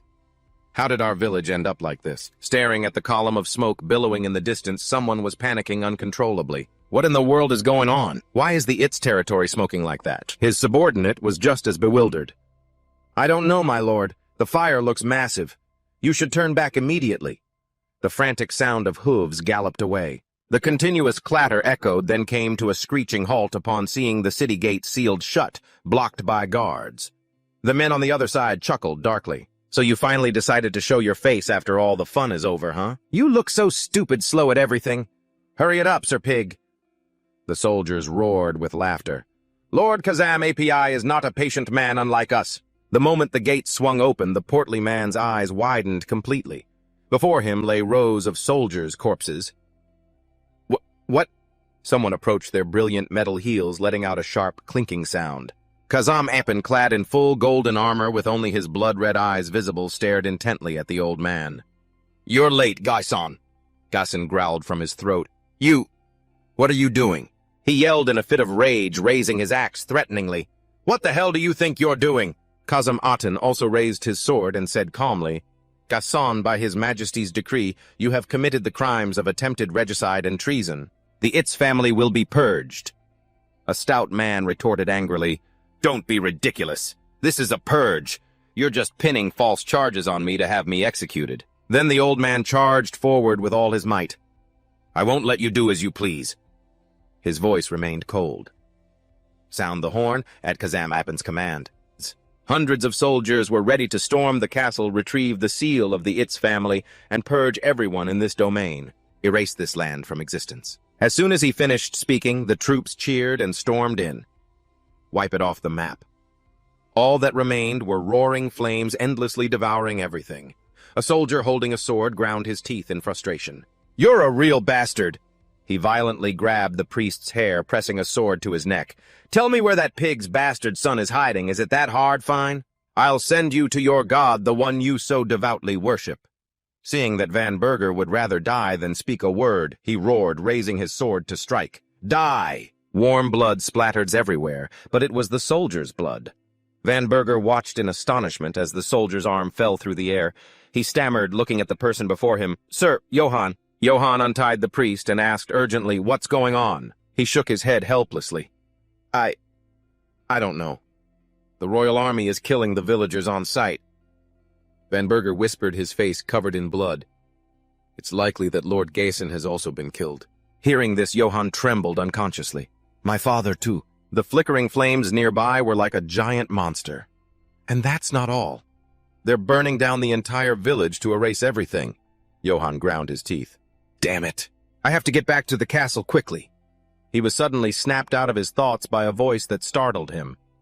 This voice! The brawny young man hurried off to Van Berger's confusion. Sir Johann... But when he found the owner of the voice, he was overjoyed. Is that you, Deo? Johann sighed in relief. Good. You're still safe. It's dangerous here. Come here with me. Before he could finish, he was so shocked he fell silent. Next to Deo was the body of her father, tortured to death. Sir Johann, my father... He stared in stunned silence. Such a kind man who loved his daughter so much had to die in such a painful way. He looked around dazedly at the villagers who just the other day had been laughing and talking with him. Now they were all dead. The soldiers who used to accompany Johann had sacrificed themselves trying to protect the village. A wave of emotion washed over him, and he had to clench his jaw to keep from losing control. Gently placing a hand on the sobbing girl's shoulder, Johann instructed in a soft voice, Deo, it's dangerous to be alone. Stay with Father Van Berger. The little girl nodded. Yes, sir. After that, he picked up his sword and walked away decisively. Sir Johann, wait, where are you going? Van Berger, holding Deo tightly in his arms, urgently tried to stop him. You can't go! You need to run! But his retreating figure only grew more distant. Sir Johann. When he arrived, the first thing he saw was his father's head mounted on a flagpole. Below it, a treacherous notice was posted. Lord Gaison It's has been executed for the crime of treason against the Emperor. Anyone who dares to retrieve his body will be punished for the same crime. Veins bulged on his neck and face as rage boiled within him. Royal Knight Kazam Apin. A soldier recognized him. Huh, what? Aren't you his bastard son? he smirked. "I thought you'd run away." Came back to die. Without a word, he swung his sword and cut down the flagpole. The enemy's flag fell to the ground, and Johann stomped on it decisively. The soldiers quickly surrounded him. Look at this brat. Don't just stand there, kill him." His eyes filled with killing intent swept over them. The sharp blade flashed past, one by one their throats were slit. They died before they could even close their eyes. Silence fell again. Only Johann remained amidst the rubble. He wondered grimly, why did I do that? Why did I come back to the castle? A part of him knew he should have done something else. Father Van Berger was right, I should have run. Biting his lip, he thought, if I came back, I'll just die a pointless death. Amidst his chaotic thoughts, a faint whisper suddenly broke through. Johann. He froze, then looked down and asked, Philip. The man was covered in blood. He was barely breathing. You're still alive. Johann didn't answer his question of, why did you come back? He had already taken off his helmet, struggling to force out the words, go run. If you stay here, you'll die. His weak hands lifted something up. I wanted to give this to you, for when you become the Lord. Johann reached out and took it sadly, listening to his brother's final words. One day, he had to press his lips together tightly. His master's teachings were still deeply ingrained in his mind. You must understand the difference in skill. If you encounter danger, run. His hand clutched the scratched helmet. The opponent was the Emperor's knight. Even his master told him to run without looking back. His master's words seemed to echo in his ears. But running away isn't always the answer. If you must fight, then you must kill them at all costs. He put on the helmet. Johann shot to his feet, clenching his fists. And now is the time. He pushed open the heavy doors. Several soldiers stared at him bewildered. One's jaw dropped. What the hell? How did this bastard get in here? Where are the guards? Johann clenched his fists and roared, Kazam Apia! He knocked aside anyone who stood in his way. Get out here, you bastard! The muscular fiend didn't retreat an inch. Bloodthirsty pants echoed as his blood-soaked sword dripped onto the ground. Kazam Apia slowly approached. So the runaway son of House Itz actually survived? He asked casually, You're the kid who was in front of the castle back then, aren't you? Johann, it's right. Johann had no time to waste. I'm in no mood to exchange names, he growled. Just think of me as someone who's royally pissed off, you bastard. The cold knight sneered. You should have kept running. If you had, you might have lived. It seems you don't value your own life. His blood-red eyes flashed. Very well. He drew his sword. If you want to die, then come at me. Johann charged without hesitation. You don't have to tell me. That's what I was going to do anyway. Johann and Kazam Apia. The two clashed fiercely amidst a sea of flames. The deafening sound of steel on steel rang out. Johann lunged forward, bringing his sword down, but Kazam Apia parried the blow with a tremendous crash. It was so powerful that a crack appeared on Johann's sword. Under the immense pressure, the blade was sliced halfway through. Kazam Apia had nearly severed Johann's sword and sent him flying with the momentum. But quickly, Johann regained his footing. A second later, he countered, determined to risk it all again. Seeing that his opponent didn't know how to surrender, Kazam Apia broke into an excited smile. This is fun. Just as Johann was attacking, a slash cut across his sword. He froze, looking at the gash in surprise as slashes repeatedly and wildly struck his blade. Johann could only stand there, unable to react. Without waiting for his opponent to move, Kazam Apia leaped forward with a flurry of slashes. Johann could only dodge, falling to the ground. Kazam Apia brought his sword down again. Johann hastily dodged to the side. The attack grazed the pillar in front of him, and instantly the stone column shattered, large blocks of stone crashing down. Dust and smoke filled the air. Seeing his opponent dodge all of his attacks, Kazam Apia felt amused, recalling how quickly his previous opponents had fallen. A thought rose in his mind, he's far beyond that Burzet fellow. Amidst the thick smoke that obscured all vision, a soldier suddenly came flying out. Kazam Apia swiftly cut the soldier in two, sending blood everywhere. A diversion. Throwing out a smoke screen to distract me, he thought, amused. How very interesting. Kazam Apia looked toward his opponent, his eyes and smile filled with exhilaration as he thought, Entertain me more, bastard of House Itz! Suddenly, Johann lunged forward to attack. Kazam Apia raised his arm to block the blow. The powerful slash cut through his armor and deep into his flesh. Johann had attacked with his broken sword, leaving Kazam Appia in utter disbelief. He quickly leaped back to create distance. Johann casually tossed the sword, which was now just a fragment behind him. He would face him head-on. The smoke gradually cleared, revealing the scene. Looking at the wound on his wrist, Kazam Appia was in disbelief. A question filled his mind. Did he just cut through my steel armor? My nether's armor. Now, unlike his earlier overwhelming presence, he was trembling with fear. Johann picked up another sword and slowly walked forward. Kazam Appia's eyes were now filled with confusion. His mind screamed, "Impossible! Humans can't possibly harm nether's steel. Who is he?" Johann attacked again, and the two clashed fiercely. Kazam Appia was stunned, unable to believe it. "I've never heard of anyone with this kind of power." After clashing for a while, he noticed something. Seeing Johann's clumsy sword strokes combined with his immense unrelenting power, he concluded, he's just a brute who relies on pure strength. He's just swinging his sword wildly, with no technique whatsoever. Spotting an opening, Kazam Appia thrust straight ahead, grazing Johann's shoulder. Johann immediately ducked and stepped back. Seeing his opponent struggle to dodge the blow, he silently affirmed, "Just as I predicted. He can't even parry a simple thrust." Seeing Johann swinging his sword without any strategy, Kazam Appia grew suspicious again. He's swinging completely on instinct. There's no proper technique at all. Could it be that Gasson never taught him real swordsmanship? He wondered. He's dangerous. I need to end this quickly. Recalling the sloppy swings from the beginning of the fight. If he uses that stupid slash one more time... Kazam Appia had already envisioned a different outcome. His precious head will be rolling on the floor. In his mind, he taunted him. "Come at me, you little brat!" But Johann surprised him, making him exclaim, "What?" His sword moved like a great serpent. It twisted and turned with great skill. The serpent slithered past his defenses and bit its target. But the armor was too hard, and the blade couldn't withstand the impact. Cracks appeared on it. Though the sword broke once again, it was enough to pierce through, leaving a large, bleeding wound.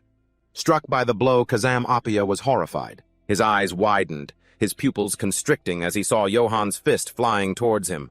Relying on his strength, Johann threw a straight punch. Kazam Appia was sent flying to the side, a large dent in his armor. Blood shot from his mouth. Eyes wide with horror, he planted his sword in the ground to steady himself. Kazam Appia knelt, clutching his wound and spitting out a mouthful of blood, his eyes filled with confusion. He grit his teeth, his anger reaching its peak. "This is Kaigan's technique, assassination, swordsmanship, Johann Itz. You've been hiding your true skills this entire time." Seeing Johann pointing the broken sword at him, radiating killing intent, Kazam Appia cursed, "Damn it, I completely let my guard down." He covered his mouth, but blood continued to pour out. Pools of blood formed on the ground as he coughed violently. At that moment, Johann removed his helmet. Looking at Kazam Appia with utter indignation, he slammed the helmet onto the ground and demanded, "Hey, why did you do all of this?" "Do all?" Kazam Appia looked up and answered hesitantly, "It was all for His Majesty. The Than Empire is more unstable than ever. His Majesty has drawn the Imperial Sword to restore order to the Empire." The sword named Mapka, as the story goes. He clutched his wound in pain, coughing violently. Then Kazam Appin laughed loudly and shouted, "I am most grateful, Johann Itz!" He then lowered his voice and continued, "For a decade I have fought on countless battlefields. And I have fought against countless knights, but I have never met anyone as strong as you." Gazing at Johann with determination, Kazam Appin made his offer. "Come with me to the Empire, Johann. His Majesty is in dire need of a powerful talent like you right now." He painted a picture of countless privileges. "Endless gold and silver from the Empire will bring you glory, and you will receive vast fertile lands. His Majesty himself will appoint you as a knight."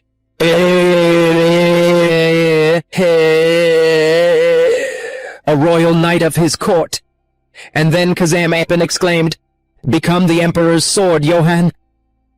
Johann fell silent, pondering every word he'd just heard. Endless gold and silver, huh? Then he stood silently and looked up at the sky. It was a strange, indescribable feeling. Johann closed his eyes in thought. This is the life I once dreamed of. But for some reason, right now I feel nothing at all. With that thought, he gave his resolute answer. "I refuse." Faced with such a promising vision, Kazam Appin couldn't believe what he was hearing. "What?" he exclaimed. Filled with hatred, Johann roared, "Get lost! You didn't just kill my family. You killed innocent serfs, people who did absolutely nothing wrong, Kazamapin asked, puzzled. Serfs you're rejecting my offer because of a bunch of serfs. He clenched his teeth in anger, then screamed, Who cares if they die? What was your mother some lowly serf? They are insects. A swarm of weak insects. The strong drink the blood of the weak. That is the law of this world. Hearing this, Johann fell silent. He thought to himself, I'm sorry, master. He clenched his fists so tightly in rage that his nails drew blood from his palms. I can't control my power. After a moment's hesitation, Johann punched Kazam-Apin straight in the face. He went berserk, raining down blow after blow, each punch a furious accusation. For the Emperor Worthless lives. His fury now at its peak, Johann gathered all his strength for a final blow, screaming wildly, What makes you think you're so superior? That you have the right to judge who deserves to live and who doesn't. Kazam-Apin's face was beaten to a pulp.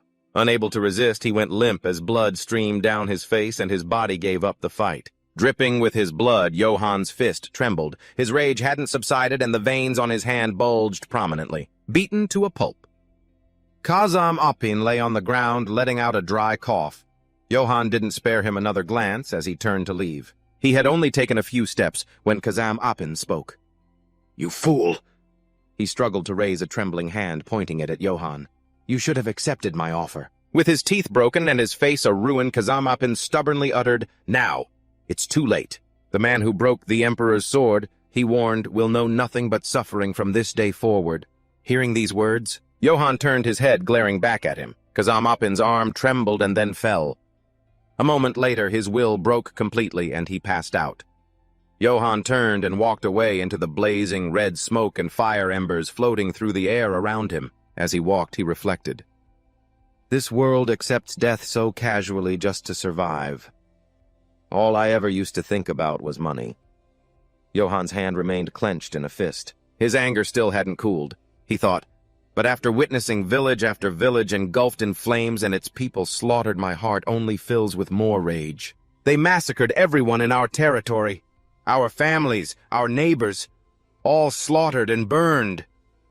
He stepped over the collapsed bodies of soldiers. His resolve hardened. Even if the whole world becomes our enemy, I will do what must be done. We will never regret our actions, no matter what anyone else says. Johann's eyes grew firmer than ever. He affirmed, This is how I will live. Meanwhile, at the city gate, a soldier stood guard in the dead of night. Hearing a commotion, a man named Dien stepped inside. He demanded in shock, Let me ask you again. Is what you just told me true? A soldier covered in bandages replied, trembling with fear. It's true, I'm not lying at all. Please, sir, you have to believe me. The horrified soldier continued his tale. He just rushed in out of nowhere and beat all the soldiers half to death, and thence with his bare hands he took down Lord Kazam-Apin. Upon hearing this, Dien swallowed hard and continued to listen in silence. That was the last time any of us saw Lord Kazam-Apin. We couldn't find him anywhere at the scene. This information made Dien lose his temper. He shouted in frustration, If what you say is true, then Lord Kazam-Apin's body has to be there. How am I supposed to believe such a baseless story, without a shred of proof? Faced with this interrogation, the soldier didn't know how to explain himself. He could only stammer, insisting, That's the part I don't understand either, but I'm sure of what I saw. Another soldier came forward to report, Sir Dien, the pursuit team is ready. Dien held his head in his hands, exhausted. I know, he replied. I'll be out in a moment. Elsewhere, the sound of urgent footsteps echoed. Dien shouted an order to his soldiers. Relay this to the entire army, all troops listen up. Ready your weapons. An uproar erupted as everyone chanted, Find him and kill him. Dien continued to command, The target is Johann Itz. On another front, footsteps pounded ever more frantically. A filthy traitor to his own kind and the suspected murderer of Lord Kazam-Apin. But in that moment, Johann was running for his life, carrying Kazam-Apin through a barrage of attacks from the soldiers. Dien screamed non-stop, ordering the hunt for him. Kill him if you must, but you will bring him back at all costs, is that clear? Constantly pursued, Johann was forced to fight while carrying the body. Although hindered and slowed, he dealt with each soldier swiftly. On the other side, the entire squad turned pale as they listened to Dien's warnings. He can tear through owner's steel with his bare hands. Do not confront him alone. Treat this as a dragon hunt, blockade every road surrounding the territory. We will corner him all night until he collapses from exhaustion." The soldiers were all bewildered by this information. One of them stammered, Sir Kazama Aping, is he dead?" Dean slowly emphasized every word of his command. "We must bring that bastard's head back to his majesty." Johann remembered Philip's instructions. "Listen carefully, Johann. About 500 paces northwest of the hunting grounds, you'll find my stables. Get there. Get on a warhorse and escape. You must survive no matter what." Taking temporary shelter by a tree, he set Kazama Aping down. He was panting from exhaustion, his gaze fixed on the silhouette of a house in the distance, guessing it must be the stables Philip mentioned. So tired. I really thought I was a goner. I'm lucky. I thought hiding Kazama Aping's body would cause some confusion, but the pursuit team acted faster than I expected. Still, since his armor can be used as a shield, maybe I should keep carrying him until I shake them off my tail. Johann patted his thighs, struggling to regain his strength. He steeled his nerves, encouraging himself. "All right, let's go." Walking up to the house, Johann opened the door and went inside. The creaking of the door echoed in the silent night. Before his eyes was a sturdy white horse. It looked incredibly fierce. It saw Johann and snorted. Seeing the white horse, Johann was certain. So this is Garrison's war horse. Stroking the steed, he whispered, "Thank you, brother." As Johann petted the horse, he was overcome with joy. With this horse, at least I can get some rest on its back. After observing it for a moment, he hesitated, thinking, "Let's see. Your name will be—" Finally, Johann spoke out loud. "Nice to meet you, Philip." Elsewhere, a soldier shouted when he saw a flash of light not too far away. "I saw something shine around here." I'm sure it was the gleam of owner's steel search every corner of this area. Simultaneously, they all raised their guard, ready for battle, as the commander yelled, "That bastard must be close by." But within the formation, another soldier spoke up. "I hear hoofbeats." Suddenly, the silhouette of a horse galloped past them, looking closely at the person on its back. One of them recognized him and shouted, It's Johann, he's escaping on horseback." The man and horse quickly sped past and galloped onward. Wave after wave of arrows. The commander ordered, "Shoot him down. Don't let that bastard get away." Upon hearing the order, they unleashed a volley of arrows, but they were all blocked by the armor of Kazama Aping that Johann was carrying. And just like that, Johann rode through the night, quickly losing the pursuit team and venturing deep into the Black Forest. After traveling a considerable distance, he stopped and dug a hole, looking down into it. He thought this deep should be enough. Even though he was a rotten bastard, it doesn't feel right not to bury a person. Glancing back, Johann hesitated. Still, his armor looks really expensive. He held the sword in his hand, giving it a few test swings. Johann suspected, "It's light yet sturdy. This sword must be made from owner's steel." He drew the blade from its sheath and saw a strange inscription carved on it. Johann couldn't help but be surprised. Ancient imperial script. The inscription on it translated to, "I am the reclaimer of the seal." He mumbled the line again. "Reclaimer of the seal?" Johann grew angry as he understood the implication of those words.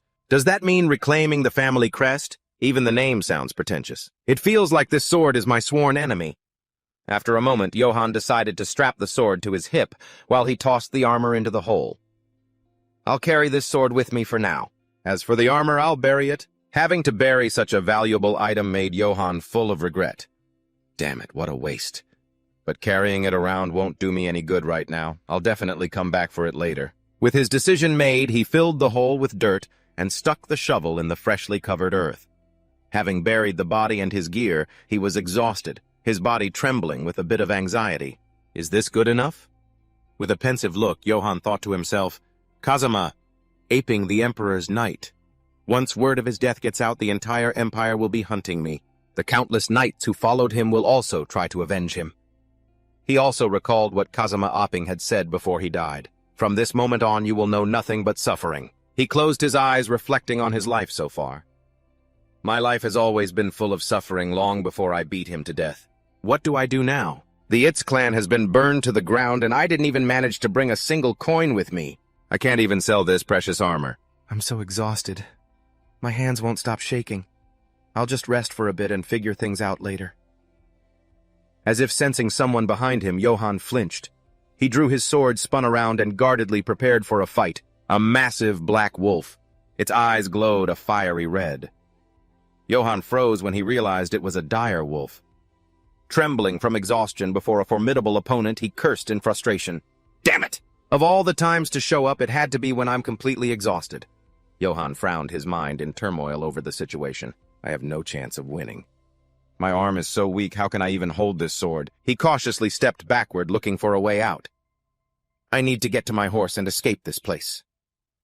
From a distance, Johann's heart leaped when he heard it. The shout, "We found his horse!" The squad of soldiers gathered around the horse, energetically searching everywhere. The commander yelled continuously, "We've got the bastard's warhorse!" He must be nearby. Johann panicked and looked behind him. The Aki wolves! Those bastards are here already! The commander pointed in one direction and shouted, "Over there, I heard something from that direction." Just then, Johann was spotted. He gritted his teeth in anger. Damn it! Johann was surrounded with no path to retreat. In front of him were monsters, behind him the pursuit squad. There was no escape.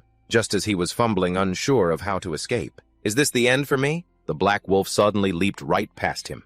It lunged at the soldiers, tearing into them. Attacked without any reason, the soldiers screamed for help. It's a monster! Help! Help me! Witnessing this, Johann stood there, stunned. What is going on? Did it not see me get a grip? That doesn't matter right now. It's clearing a path.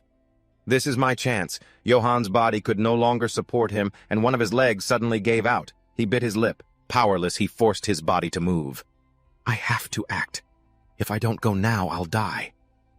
A second later, Johann summoned all his strength, let out a long yell, then sprang up and forced himself to run. He managed to climb onto the horse's back and seized the opportunity to gallop away. Memories of his childhood flooded back, scenes of Van Berger teaching him as a boy. On the road, man and horse rode at a full gallop without stopping, just as he left the place. Johann recalled his memories, scenes of him and Philip together as children, then scenes of his training from childhood to adulthood. Each memory flashed through Johann's mind like a film reel. Leaving the place where he was born and raised, he said his final farewell. Goodbye, its village. Back where the soldiers were, the entire squad had been slaughtered by the Black Wolf. Not a single one survived. After finishing them all, it raised its eyes following Johann's disappearing figure. The Black Wolf only watched, not moving. A chapter of his childhood had ended. Elsewhere, all the royal soldiers were on high alert. Hunting me down. Johann cursed in frustration. Observing from nearby bushes, he was bewildered. There's a checkpoint here, too. The exit is completely blocked. Johann slumped to the ground, crying out in helplessness. I'm finished. Ever since I escaped, I haven't eaten, slept, or done anything properly. I never thought I'd be hunted by those damn Aki wolves for 3 straight days. The number of times I've almost died is more than I can count. Every time I fought back against those damn things, they just swarmed me in a pack. The dark circles under his eyes clearly showed his exhaustion. Johann knew he had reached his limit. He didn't even have the strength to lift his sword anymore. He was trapped in a dangerous situation. He was utterly lost. Is there really no way out of here? Am I just going to let those bastards catch me and execute me like this? Johann heard a noise from behind. He turned to look and saw a group of people escorting a carriage in his direction. Johann guessed to himself, a cargo carriage with armed guards. Is it a merchant caravan? An idea suddenly struck him. All right, I'll disguise myself as a peddler. Johann made a rather daring decision. If I look like I'm part of their group, I might be able to avoid suspicion. I'll use them to get through the checkpoint.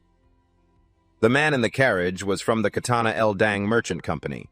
A mercenary called out, Sir Eldang. Eldang replied. What is it? Gozanshin looked ahead. He continued, There's a figure up ahead.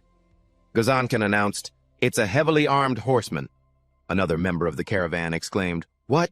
The mercenary Gozan Khan spoke cautiously. Sir, I believe we should prepare for a fight. The mercenary Gamson casually replied, Why make such a big deal out of one guy on a horse? If we have to, the 9 of us can just rush him and finish him off instantly. The mercenary Gozan Khan, worried, pointed at Johann and warned Gamson, Look closer, Gamson. He's not like us. He's in full armor and riding a warhorse. On top of that, he's wearing a helmet and a breastplate. Gozan Khan pulled Gamson's head down. Pointing, he said, And do you see that sword hanging at his side? Look at the hilt. That purple glow means it's definitely a sword forged from OANS steel. If he swings that thing at us, our armor will be sliced through like butter. We could all be wiped out if we face him head-on. While Gozan Khan slapped his forehead and laughed in despair, Gamson remained completely unfazed, showing no fear or worry. He tried to reason with his comrade, wiped out, really. Don't you think you're overreacting just a little? There are 9 of us here. 9. Another person in the group shoved Gamson, yelling angrily, "Hey! Someone get this idiot out of my sight! I can't think straight because of him, and the others are just as annoyed." Smack, smack. Come here, you moron. If you don't know anything, then just shut your mouth. Yodang, now in a panic, quickly turned and shouted, "Gozan Daikon, get everyone ready so we can attack the moment that guy makes a suspicious move." "I'll go up and check the situation first," he ordered tensely. "When I give the signal, all of you attack at once." The group complied. "Yes, sir." The man Yodang stepped down and slowly walked forward. Meanwhile, Gozan Daikon turned back and whispered to the others, "Listen up, everyone. Once the fight starts, knock that guy off his horse first, then calmly thrust your swords into the gaps in his armor." He stepped forward, probing as he greeted him. "Hello, I am Yodang of the Katana Trading Company. I'd like to avoid any unnecessary misunderstandings. May I ask for your name?" Seeing that the person approaching wasn't human, Johann was a little startled. Huh, a cat person. Seeing the dark, highly vigilant expressions on everyone's faces, Yodang was both confused and suspicious. Noticing the tense situation, Johann was just as bewildered. He thought to himself, this is bad. Does he suspect me because of how I look right now? First, I need to get him to lower his guard. A second later, Johann spoke up, removing his helmet to be more polite. "May the blessings of the gods be with you, sir. My name is Johann. I look like this because I was attacked by robbers on the road earlier. You don't need to be so wary." He pointed behind Yodang and hesitantly made a request. "So, could you please tell the gentleman staring daggers at me back there not to attack me?" As if a great weight had been lifted, Yodang burst out laughing. "It seems I have been quite rude. Please forgive me. As a merchant, I must always prepare for the worst-case scenario." And Johann replied, "Of course I understand that." "That is why," he asked timidly, "would it be possible for me to travel with your caravan? As you can see, I lost all my travel money in the attack." He also proposed a deal.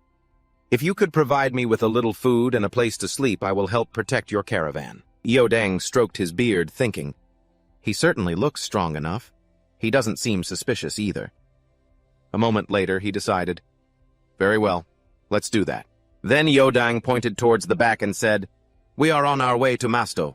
It will be a rather long journey. You should go and get acquainted with the group of mercenaries over there." Johann thanked him profusely. "I am incredibly grateful, sir." Though he was overjoyed, he was confused inside. "Masto, where is that Ngai?" Yodang returned to his carriage. Gozan couldn't help but ask curiously, "Huh, Sir Yodang, what's going on?" He gave a brief answer, but didn't forget to add a warning. "Just a wanderer. Nothing to worry about. We'll be traveling together for a while. Still keep an eye on him just in case." His gaze turned sharp as he told Yodang, "If anything happens, do not hesitate to kill him." The group replied, "Yes, sir," with the immediate problem solved. Johann breathed a sigh of relief. "Good. Now I just need to get through the checkpoint." The caravan continued its journey. A soldier saw him and called out to the others, "Hey, someone's coming!" They shouted at the merchant caravan, "We are the Aquitaine Wolves if you want to pass. And cooperate obediently and let us perform a preliminary inspection." Even though he'd made it this far, Johann was extremely anxious. "We're finally at the checkpoint. I hope I can sneak through without drawing attention." Yodang spoke up. "Aquitaine Wolves, I have done business with you several times. I am Yodang of the Katana Trading Company. I wish to speak directly with the person in charge." Hearing this, a soldier became extremely flustered. He stammered, The Katana Trading Company." He was terrified upon hearing that name. The trading company, with its headquarters in Masto, the center of commerce. Is it that Katana Trading Company? The city of Masto is a place that not even the Emperor dares to casually mess with. Remembering all this, the soldier gave a fawning smile. "It's a pleasure to meet you, Sir Yodang. We are only following orders searching for a fugitive traitor. If you would kindly cooperate a little." Hearing that, Johann grew angry. "Fugitive traitor, these bastards really set up this checkpoint to find me." A soldier had now reached him and began his inspection. He barked, "Hey you, take off your helmet and show us your face." Flustered Johann cursed silently. "Damn it." Then he faked a few coughs and made an excuse. "The thing is, I have a bit of a condition on my face." So the group of soldiers burst out laughing. They mocked him. What did your mom push too hard when she gave birth to you? Let's see that messed up face of yours. Hurry up and take it off. Or so one of them said, while another threatened slyly, Are you hiding something? He and the soldier locked eyes, one worried, the other stern. Johann was about to draw his sword, thinking, Damn it, if it's come to this, perhaps I have no choice but to fight. A loud shout made them both jump. That's enough. Yeodang was truly angered. Are you seriously suggesting you suspect the Katana Trading Company? The soldier tried to justify himself. That's not it. We are just carrying out royal orders. Yeodang repeated himself angrily. I told you to go get your commander, didn't I? Yeodang pointed directly at the soldier's face, reprimanding him sternly. If you interfere with our business any further, I will have no choice but to file a complaint. Directly with your captain. I will go to the Masto branch myself. The soldier could only order helplessly, Clear a path for them. The other soldiers pretended to whistle, avoiding eye contact, pretending ignorance. A soldier facing Johann tossed out a comment. You're lucky, you poor bastard. He breathed a sigh of relief. I managed to get by without having to fight. I'm finally getting out of here. But the soldiers continued to watch Johann intently, their faces grim and full of killing intent. The group had stopped, lit a fire, and was resting. A mercenary spoke up to assign duties. Everyone do a final check on your equipment. The night watch will be assigned to the oldest member and the newest recruit. Johann was sitting in his tent humming while reading something. One of the mercenaries spoke up. You said your name is Johann, right? You don't have anything specific to do, so just go ahead and get some sleep. Johann quickly thanked him. Thank you. He took off some of his gear, rolled it into a pillow, and tossed it onto a spot lined with a mat. Lying on the mat, Johann shivered and sighed. I never thought getting a little shut-eye would be this difficult. Finally, I can rest. As soon as he lay down, he was fast asleep. From up high, a flash of light revealed the triumphant face of a soldier. He turned back and gave an order. Good. Get ready, everyone. We'll surround them from the hill and attack all at once. In the middle of a training ground, hundreds of military personnel were gathered. A superior officer's shout echoed. Sergeant, defense in depth is a military strategy aimed at delaying rather than preventing an attacker's advance. It buys time and inflicts additional casualties by yielding space. Instead of defeating the attacker with a single strong defensive line, defense in depth relies on the tendency of an attack to lose momentum over time or as it has to cover a larger area. During the battalion-level tactical training, the defense in depth was successfully executed. By using the defense in depth tactic against a large company-sized enemy force with only a small number of troops, he demonstrated outstanding tactical thinking and became an example for the other soldiers. Therefore, he is awarded a commendation along with a 5-day, 4-night leave bonus. Battalion Commander of the 30th Unit, Lieutenant Colonel Kim Ji-bak, please step forward. The stern-faced young soldier shouted loudly, Yes, sir! Johann beamed. Amazing, and I can't believe it. Maybe the military really is the right place for me. It's a good thing I studied strategy and tactics beforehand. But his happiness didn't last long. Life isn't always a bed of roses. The backwards, old-fashioned, superior subordinate culture, the killer, shifts the working conditions that were either scorching hot or bone-chillingly cold. His inner self screamed in desperation, and worst of all, there was truly nothing more painful. The pay was peanuts. He struggled desperately. Damn it, this isn't how it's supposed to be. I'm going to desert. But they wouldn't let him go. Where do you think you're going, huh? It's easy to get in, but not so easy to get out. A deafening curse echoed, Damn it! Johann's eyes snapped open, drenched in sweat. He was still clutching his sword. Was it a dream? He let out a sigh of relief, sitting up and scratching his head in confusion. I can't even get a good night's sleep, Johann thought, because of that dream about the army. My whole body aches. Suddenly he looked up into the sky. The moon cast a blue glow. The space around him was completely silent. At that very moment, an arrow cut through the air, heading straight for him. Thwip Johann caught it with his bare hand. It was just 1 millimeter from his eye. It took Johann a few seconds to catch his breath, startled and afraid. His sense of danger was screaming. An attack. Are those bastards chasing me again? He shot up like a spring. And here I thought I'd finally gotten away safely. I have to warn the mercenaries first. Without hesitation, Johann yelled to announce, Enemy attack! Let's go back a bit to 5 minutes before the enemy alarm was raised. The mercenaries were still whispering. What I want to know is, Gamson grumbled in discontent, why are we the only ones working ourselves to death? To be fair, that cavalryman should be assigned to the night watch too. The mercenary next to him yawned. Gamson ordered, "Shut your mouth." He turned his head and shot back. "You're telling me to assign watch duty to some guy we don't even know. Did you ever stop to think that while we're sleeping, that bastard could slit our throats, steal all the goods, and run off?" Gamson sighed in frustration. "If you can't figure out what's important and keep acting so thoughtlessly, you won't last long in this line of work," he spoke up. Gamson glanced over, his gaze hardening. "I became a mercenary because I didn't want to be stuck my whole life in that backwater village. Because I want to live like a real man, but—" His face darkened as he sneered. "If I had known that the Goran mercenaries were just a bunch of useless idiots who freeze up in fear, just because of some knight in armor, I never would have joined this trash heap of a squad in the first place." That successfully ignited his anger. "What the hell did you just say? You want to die?" Both of them had their hands on the hilts of their swords, ready to fight to the death right then and there. Johan's shout cut them off. "Enemy attack!" They immediately forgot about their fight. "Enemy attack!" A volley of arrows came whistling towards the two of them. Ken quickly shoved the horned Gam's head down, raising his other hand to block with his shield.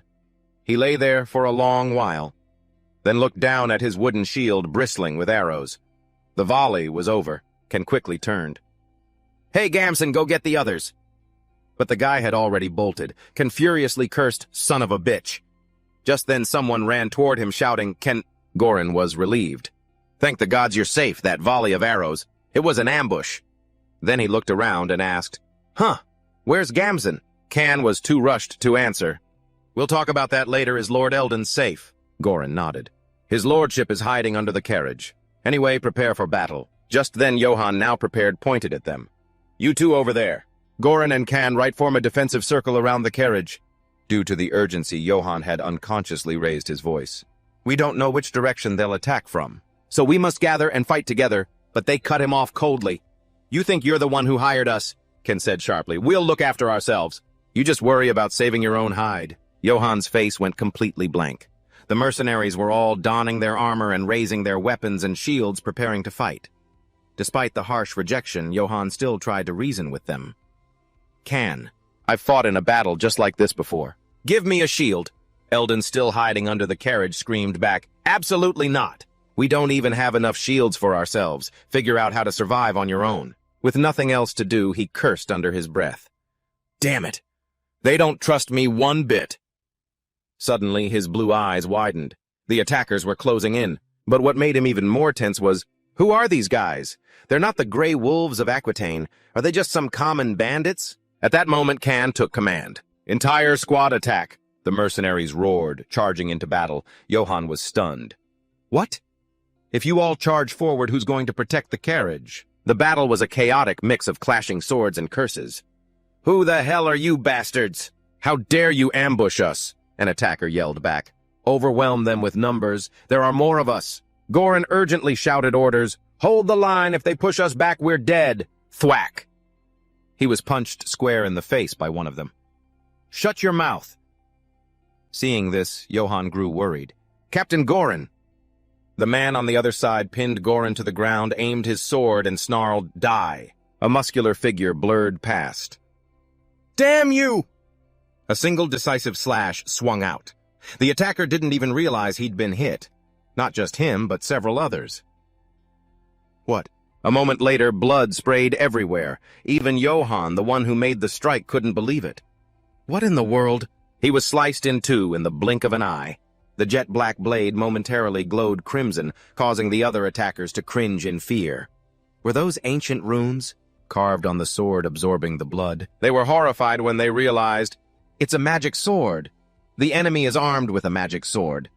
A mere merchant escort possesses a magic sword. What are you even saying? There's no way we can defeat him. Johan used all his strength to shout, his voice not angry, but full of authority. Listen here, all of you. I am Johan Jas of House Jazz. Which of you dares to attack me? As soon as the words left his mouth, friend and foe alike were stunned. He's a nobleman. Johan slightly averted his eyes, thinking with a bit of unease. I only changed the S a little. It should be fine, right? And it actually worked. House Jazz, I've never heard of that family. But still, that means he's a nobleman, doesn't it? One by one, they began to tremble. If he's wielding a magic sword, he can't be from some insignificant family. We're doomed. We dared to attack a noble house. Then he pointed his sword at them. "Answer my question." Wherever the tip of his blade moved, they froze in place. "Do you wish to surrender now, or—" Johann lowered his voice, staring straight at them. "Do you wish to die by this blade?" The mercenaries added their voices. "Think it over carefully, you bastards!" A sigh was heard, and one of the attackers let his sword fall to the ground. Then a second, a third, and then more and more, until they all raised their hands in unison. "We surrender!" Johann sheathed his sword, then called out, "Goran!" The man hurried over. "Yes, Sir Johann. Tie them up." He instructed coldly, "You may cut down anyone who dares to resist." A whispered conversation began. "Lord Eldons, what do we do now?" Goran was leaning in, whispering in his ear. "I mean about that nobleman. I just thought he was a vagabond with good gear. Surely he won't, and hold what we did against us, will he? We should have at least given his lordship a private tent." Eldons, also a little shaken, replied, "We did allow his lordship to join when he requested. Surely that must count as us showing some goodwill." He instructed, "I will handle this and smooth everything over. For now, just stay quiet and observe." "And after that?" Eldons forced a fawning smile. "Lord Johann of House X, you must have had a trying night." Johann turned to look. "Ah, Eldon." He extended his hand in greeting. "You helped protect my convoy. I don't know how I can ever repay you." He was inwardly regretting it 1,000 times over. If I had known he was a nobleman, I would have lent him my shield. Contrary to Eldon's worries, Johann just smiled. "Repay me? What are you talking about? More importantly, I'm glad that you're safe." The man's eyes lit up. He's not asking for compensation." Johann looked on, not quite understanding, but he didn't pay it much mind. He just added gently, "By the way, lend me that shield next time, all right?" Eldon could hardly contain his joy. "Of course, Lord Johann. Next time I'll definitely give the shield to you first before anyone else." Johann nodded. "Good." After surveying the scene for a moment, Johann spoke again. "Furthermore, I'm planning to interrogate them. Could I ask your mercenaries for a hand?" Eldon had no reason to refuse. "Of course." He cleared his throat. "But now that your identity has been revealed, we would feel more at ease if you spoke a bit more formally." Johann made a sound of understanding. "Ah, very well. Then I shall do so." A mercenary dragged over a bound raider. "Move it." The robber knelt before Johann. Looking down at him, Johann growled, "I ask you, are you their leader?" "Who are you, and why did you attack us?" The man dejectedly revealed his identity. "We are the household guards of House Bryce, a house that has been annihilated." So their background was that pitiful. A few months ago, Baron Bryce was suddenly attacked. We were accused of treason against the Emperor. Those bastards. They slaughtered everyone. Men, women, children, even the elderly, and without any real evidence. When he mentioned the slaughterer, it was as if Johann had been plunged into boiling water. The ones who attacked our domain were the Grey Wolf mercenaries of Aquitaine. We fought back fiercely. But once the noble executioner joined them, we were defeated, and had no choice but to retreat. Goran turned to the person next to him. "The noble executioner." The man nodded. "It must be him." Johann's blue eyes darkened when he heard that. "The Emperor's hound? Karamaf?" The raid leader kowtowed and begged, "I sincerely apologize. I have committed a crime worthy of death. We never expected a nobleman to be traveling with the merchant caravan." His voice grew hoarse with desperation. "The royal army hunts us, calling us rebels, and the northerners turn their backs on us, calling us cowardly deserters." His whole body trembled. "Though I can't justify our acts of robbery, we had to do something to survive." Johann asked another question. "And you didn't attack us for any other reason?" He nodded his head frantically. "No, my lord. The only reason we targeted the merchant caravan was because it was valuable." However, this made Eldon bare his fangs in anger. You bastard! Do you have any idea that a merchant caravan's deliveries are built on trust?" He fumed, cursing, "Do you know how much damage we suffer because of scum like you?" It got to the point where several people had to hold him back. "Hey, stop him. Calm down, Sir Eldon." Johann, meanwhile, was busy processing the information he'd just heard. Treason against the Emperor.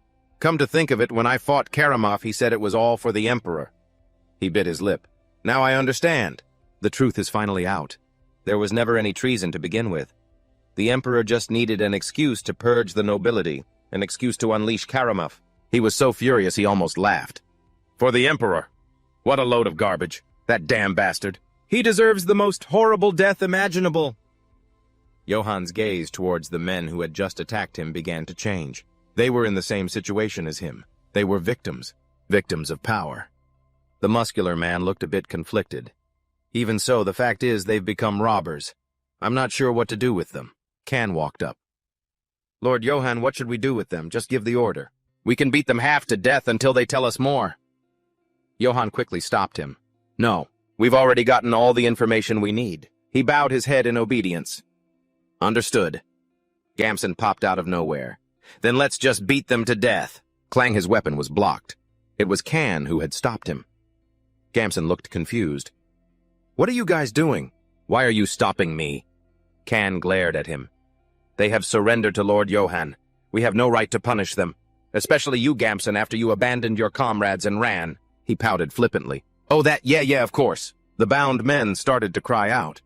Sir Knight, please don't spare us. We'll never do anything wrong again. Please have mercy on us just this once. Every one of them was trembling with fear. Can placed his hand on the hilt of his sword. Just say the word and I will execute them immediately, Lord Johan. He was just about to draw his sword when Johan gave the order. Disarm them and let them go. The kneeling men's eyes filled with tears. Sir Knight, Gamson questioned him, annoyed.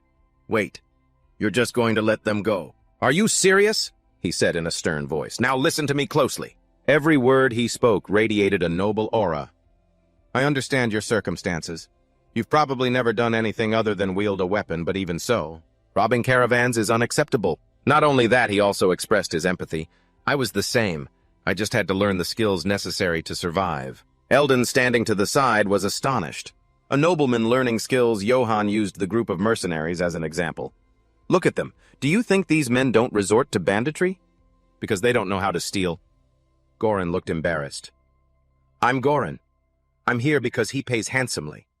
Johan made a serious promise. I will spare all of your lives.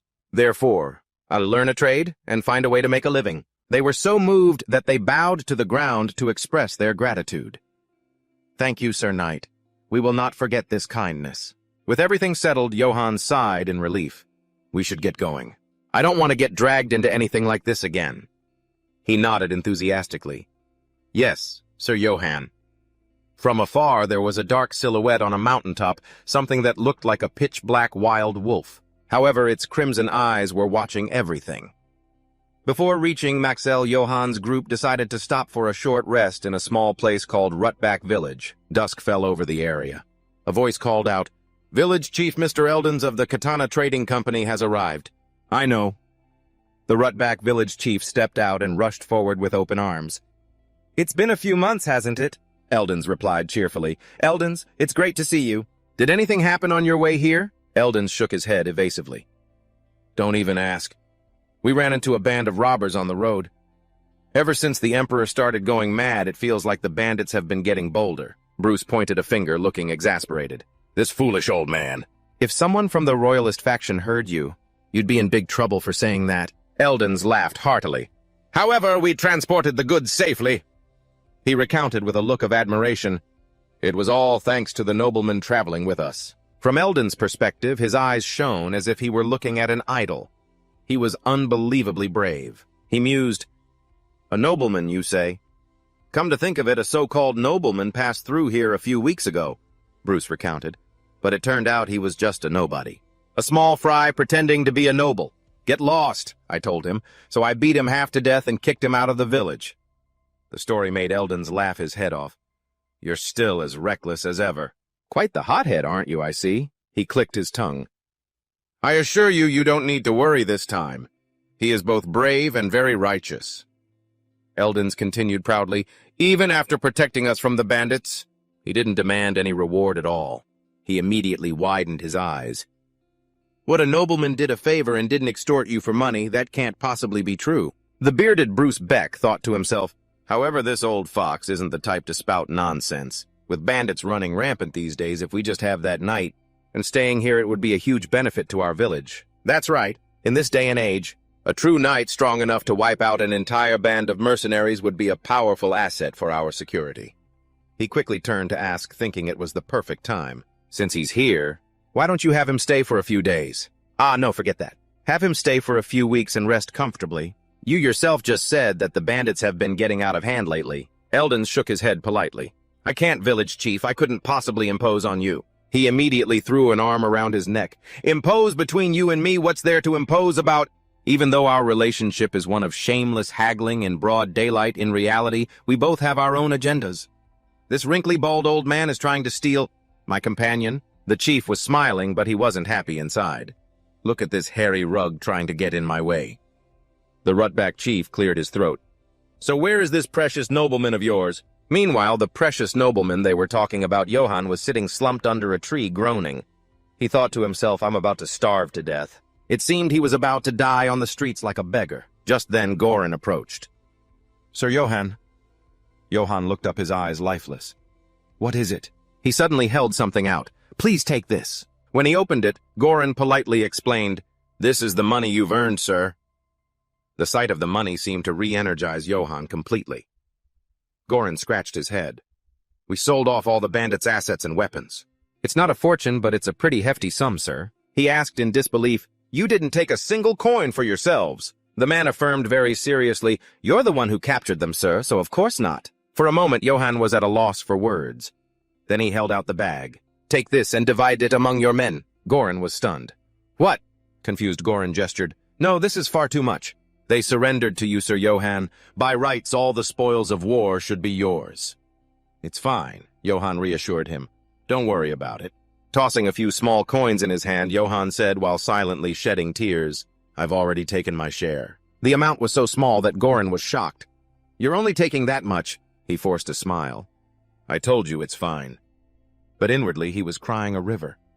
Fine. What part of this is fine? It was heart-wrenching to give up the money he had shed blood and sweat to earn. Inwardly he grit his teeth in pain. But compared to venturing into the territory of the Grey Wolf of Aquitaine alone, paying for an escort of mercenaries was 100 times better. As Goran was about to speak, Johann suddenly placed a hand on his shoulder. Besides, I didn't fight alone. He tried to muster the most dignified smile he could. We fought together. That means we're comrades now. He wondered to himself, this should be enough to buy their goodwill, right? With that settled, Johann turned his back and waved. If that's all, I'll be on my way. Just as he'd hoped, the man was truly moved to tears. Sir Johann, a heart that cares for his subordinates. This is the true dignity of a knight. Inside the tavern, the mercenaries were talking loudly. Goran slammed his mug to get their attention. Listen up, you lot. Sir Johann has shown his generosity to all of you. He laughed, and has shared the money from the sale of the spoils line up and stepped forward one by one to receive your share. This was so unprecedented that they were all suspicious. Did I hear that right? He's sharing the money that should be his with us. A moment of silence passed before they dared to believe what they had just heard. Then one by one, cheers began to erupt. Johann, Johann, Johann! Meanwhile, the man himself was back in his room at the inn, snoring loudly. The faint sound of footsteps echoed outside. The wooden door creaked open slowly. A draft blew in, extinguishing the candle on the table. Johann lay still with his eyes closed. The intruder's eyes glinted red, looking ferocious, just like the blade gleaming in his hand. Around that same time, specifically on the night before the attack on Johann, Goran excitedly announced, Sir Johann has been generous and is sharing the money from selling the spoils with everyone. Everyone line up and step forward one by one to receive your share. The men erupted in excited cheers. They chanted in unison, Johann, Johann! Seeing their reaction, Johann celebrated inwardly. Excellent. Everyone's happy with the money, and I got to keep all the valuable silver coins while still earning their goodwill. What a bargain. I've succeeded in building a good impression. Just then a man approached him and inquired, Are you Sir Johann? He asked, surprised. You know who I am? The old man smiled brightly. Of course, sir. You are the nobleman who was traveling with Sir Eladin, correct? He then gestured respectfully. I will show you to our finest room. The Katana Trading Company has already covered all expenses. This way, please, sir. Johann was quite pleased. So Eladin finally paid me back in his own way. Wonderful. I was getting tired anyway. With that thought, he agreed. All right, lead the way. Meanwhile, an argument was breaking out where he had been. Why? Why am I the only one who isn't getting a share? Goran stated bluntly. You hid the whole time everyone else was fighting. Gamson, you're not getting a single cent. The man tried to argue. "But that's—" Gamson cursed in frustration. "Damn it! They dare to cut me out!" Suddenly his eyes widened in surprise. He saw Johann walking with the old man from earlier. A striking sword hung at his hip. Gamson smirked, a calculating smile spreading across his face. "That's right, that's it." A short while later at a lodging house, Johann was relaxing, enjoying a soak in the bathtub. He mumbled contentedly, "Now this finally feels like a proper rest. A soft bed and warm bath water too. I never thought such simple things could make me this happy." It was then that Johann realized he had no idea how miserable it was to live as a homeless wanderer. He recalled his past. "Back then I didn't realize what a great luxury it was just to sleep in an old bed. Even though I was born into a noble family, I still thought that life was difficult. But then that incident happened. That insane emperor razed our domain to the ground. And I wasn't the only victim." Johann decided to stop thinking about it. "After all, I'm still alive, so I guess I'm luckier than most people." At the same time, he cursed himself. Damn it, I should have accepted Kazam Aiton's offer. What he was worried about now was, at this rate, the royal army will definitely catch and execute me. That's why I need to find another way. That's right. Johann recalled how those guys couldn't do a thing to Yodang before. From that, he reasoned that while a proud band of soldiers might not fear a single powerful merchant, they would certainly have to be wary of the merchant guild. And Yodang was part of one. Johann grew more confident. That's right. I remember learning about merchant guilds at the village market as a kid. A book mentioned that guilds within the same network would share information and finances across borders, and if it was a powerful guild, they could mobilize politicians, nobles, or even a nation's army. Based on this, he realized that if he wanted to survive while being hunted by the Empire, he had to get in touch with a merchant guild at any cost. However, Johann was completely exhausted right now. He decided to deal with the complicated stuff later. For now, I'll just fill my stomach and get some sleep. The silent night gradually fell. He was in a deep sleep after many exhausting days when the door to his room gently creaked open. He appeared to be sound asleep, showing no sign of waking. A murderous gaze glinted in the darkness. The man stared intently at the sword Johann clutched tightly in his sleep. He stealthily reached his hand toward him, his main target being that very sword. Johann snatched his hand, questioning him. "Do you people ever get sick of this?" The man cried out in a mix of pain and terror at being discovered. Johann coldly interrogated him. "Answer me. Are you one of Kazam API's hunting dogs?" Panicked, the man brandished a knife, threatening, "Let me go!" But he was flung clean out of the room. Writhing in pain on the ground, he hadn't even recovered when Johann grabbed him by the ankle. He cried out desperately for help. "Please! Please save me!" A regret that came far too late. The attacker had realized all too late that the man he'd just provoked was no ordinary person. Rewind to 5 minutes before the incident inside the tavern. While the old man was also deep in a pleasant dream, Gamson and his crew snuck upstairs. He was the youngest member of the Vojian mercenary group. Gamson whispered, "Hey, are you sure it's okay to leave that job to that guy?" The young man from Dot's Yorbik village, Bera, confirmed, "Of course." Bera even bragged, "He's the strongest guy in Dot's Yorbik village, Vunlin. You know how fast and strong he is." He also brought a dagger and a mask. There's no way he'll get caught.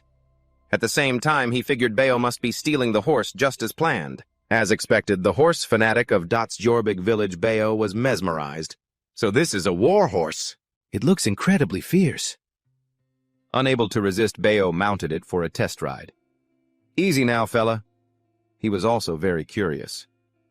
"But hey, Gamson, is that nobleman's sword really that expensive?" Gamson shot back at Bera. Have you ever seen a sword that can slice a man clean in half?" He went on and on. "I saw that sword.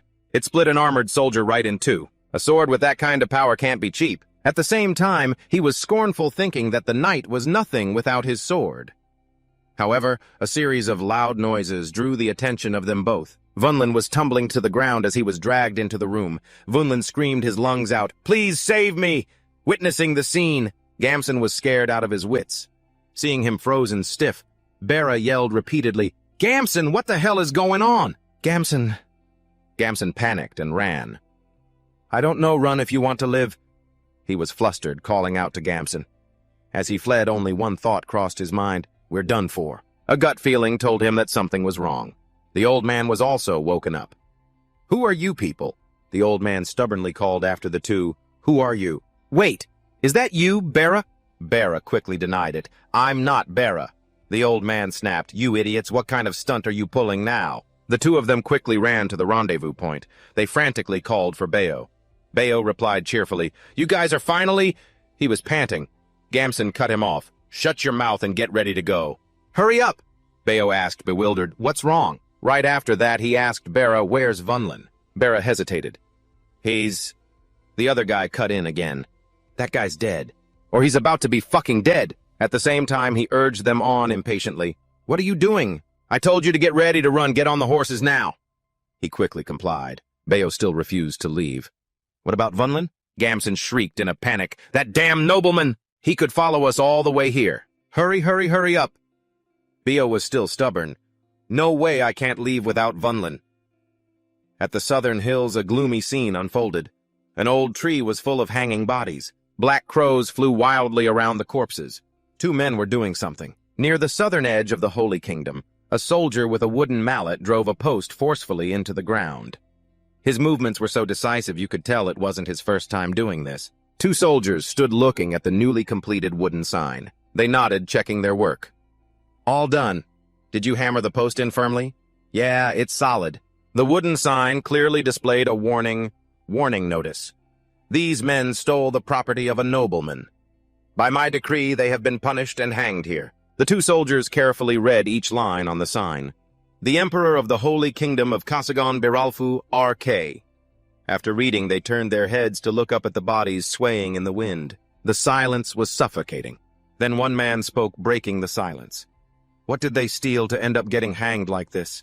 Did they steal a noble family's crest or something?" The other man lowered his voice and told him the truth. Hearing this, the soldier beside him whipped his head around, unable to believe his ears. "I heard they stole a chicken and 3 eggs from Baron Vajoseph's land." "What?" The soldier's eyes widened, his gaze a mix of fear and pity darting to the bodies hanging from the tree. "All of them ended up like this, just for something like that." Looking at the corpses swaying in the cold wind, the scene was tragic and mournful. In the evening, the full moon cast its gentle silver light down onto a tavern. Elzan was sitting and enjoying his food with a satisfied expression. He picked up his cup to drink, looking very content. But before he could finish his drink, his subordinate rushed in pale-faced. He panted as he delivered the news, which completely ruined Elzan's mood.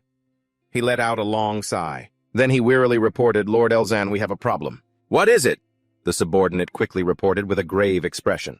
Upon hearing it, Elzan spat out a mouthful of water, utterly shocked. It was Gamson from the mercenary company. He had been caught trying to steal from Lord Johann Itz.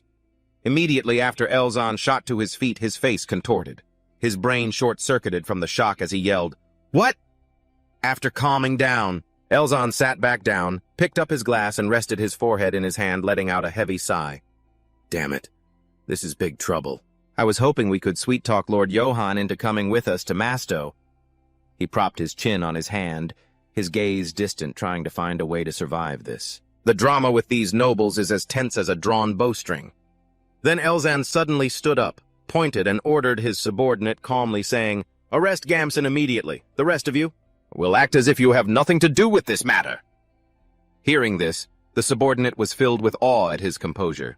"Yes, my lord, he's so calm." So this is how a merchant from the Katana Guild handles things. Elzan sat down again, clutching the glass in his hand. His eyes squeezed shut, trying to stay calm even as beads of sweat formed on his forehead. "I need to get a grip. I've been through so much to climb to this position. I'll get through this crisis too." A long moment later, he opened his eyes, his gaze turning dangerously cold. "I, Elzan, will not fall over something as petty as this. In any case, I need to think of a way to deal with that noble, just to be safe." Elzan clenched his fist, sitting tense and staring into the distance. Under the full moon, a wooden house flying a blue flag appeared in the territory of Count Rabin. Inside the house, 5 people were sitting around a dining table when the village chief spoke up. "All right, this village meeting is now over." Just then, someone burst in from outside, face pale, panting, as he delivered news that made the mood plummet. "Chief, we're in grave danger." "What is it?" The chief steadied the man. After hearing the news, his face went white, his heart sinking to the pit of his stomach. "The troublemakers were caught trying to steal from the noble." He slammed his hand on the table, holding his head in utter helplessness. "Those useless punks. Another person timidly spoke up, which only enraged the chief further. He growled back so frustrated he looked like he was about to explode on the spot. "What should we do?" The village chief shot back, "What do you mean, what should we do?" His face twisted in fury. The chief sprang to his feet, raising his hand and yelling, "Gather up tributes to offer that noble immediately, and while you're at it, drag out one of the slaves that we're keeping in the village." The village chief then hesitated for a long moment before making a decision that left everyone around him completely frozen. No one had time to react. Prepare to execute the troublemakers right in front of that noble. Everyone in the room immediately erupted. Some wailed, some were outraged, some trembled with fear. "What are you saying, Chief? I can't let my son die." "Son? How can you say that? Just because they aren't your children." Seeing this, the chief grew even more furious, his face turning beet red. He immediately raised a chair and threatened, "Shut your mouths and listen to me, you fools." The chair was smashed to pieces on the floor. The loud crash silenced the room. No one dared to make a sound. He explained through gritted teeth, his eyes a mix of anger and fear, his voice urgent. "Do you people still not understand the situation? Have you all forgotten the decree issued by the emperor?" His voice lowered, sweat pouring down like rain, fear plain on his face. "We have to act before that noble does. It's the only way we can survive." The chief recited the brutal decree, each word weighing heavily on everyone's hearts. "Whoever covets the property of a noble may have their tongue cut out along with their entire immediate family or be hanged." Upon hearing this, everyone turned pale, their breathing heavy. The air grew noticeably colder.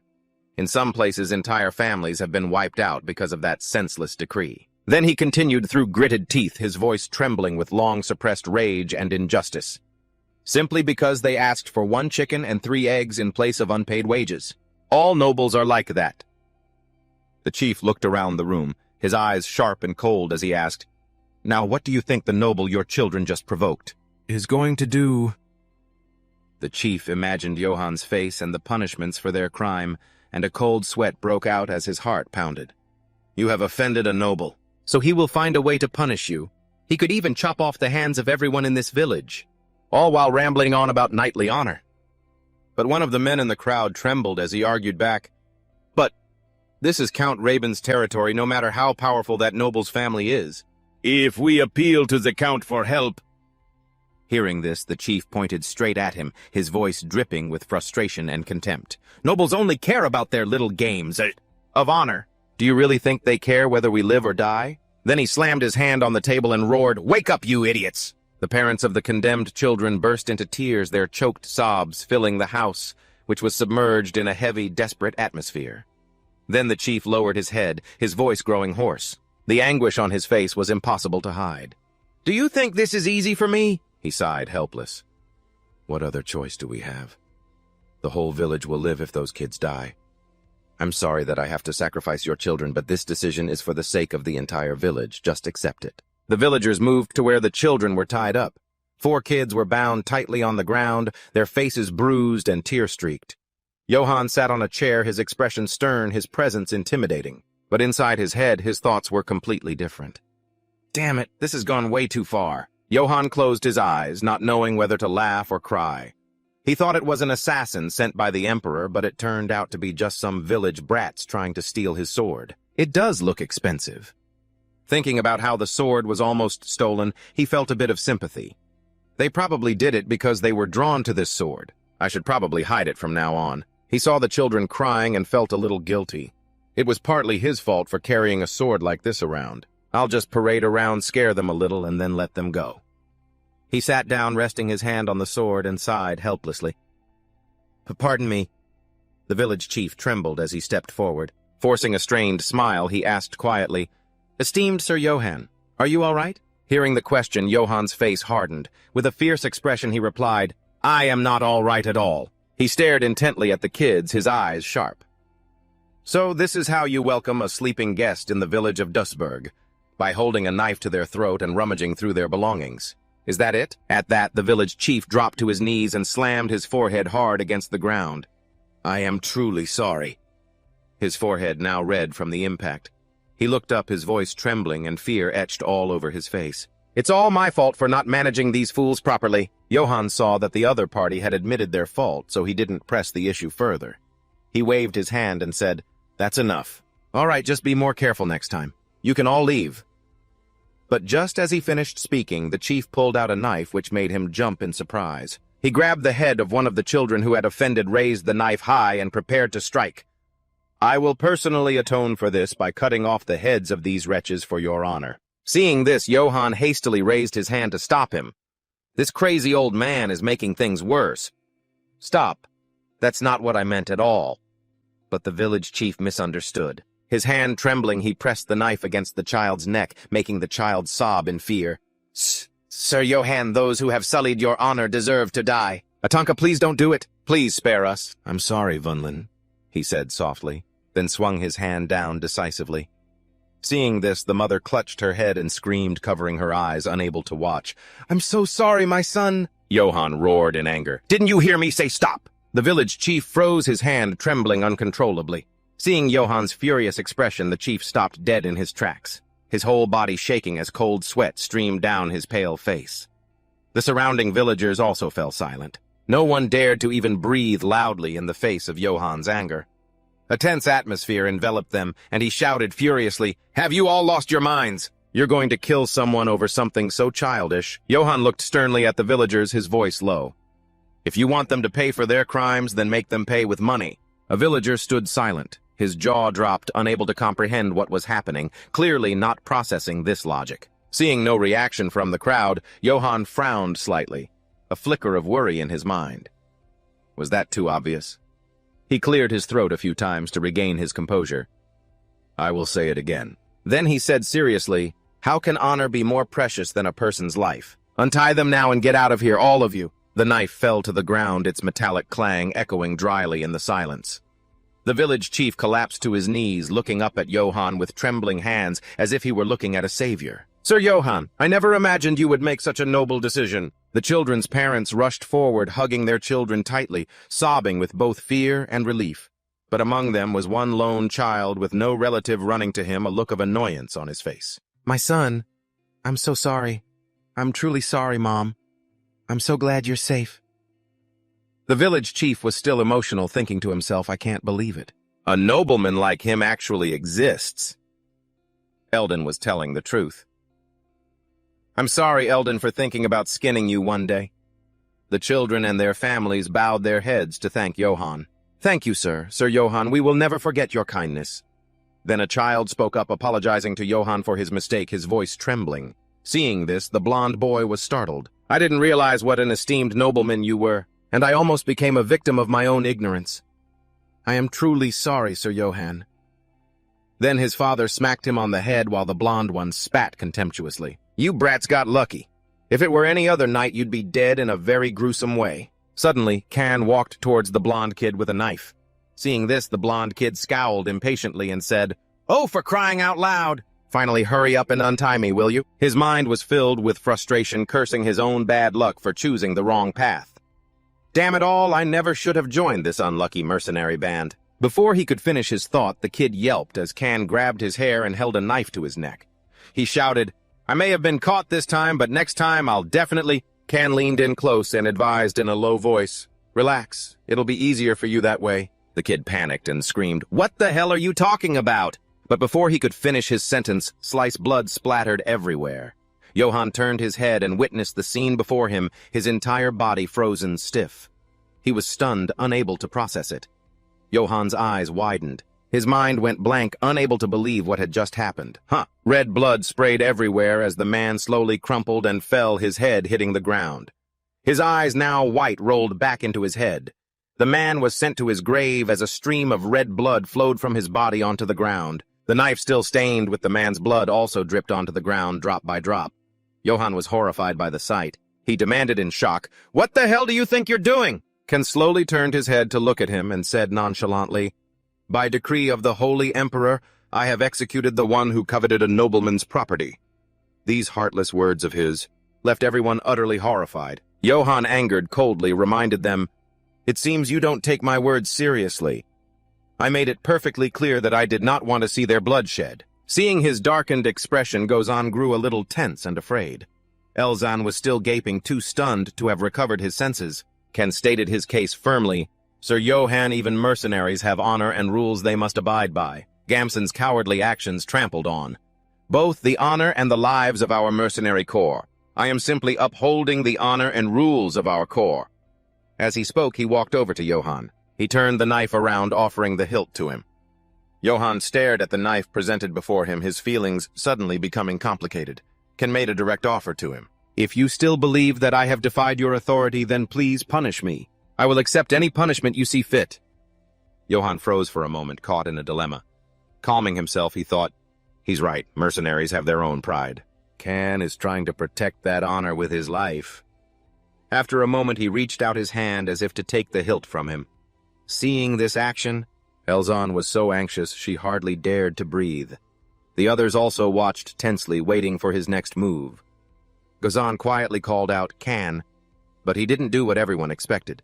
Instead, Johann pushed the knife away, frankly admitting his own mistake. "To be honest, I didn't consider your position. I apologize." Hearing him say that, though no one said a word, their expressions were priceless.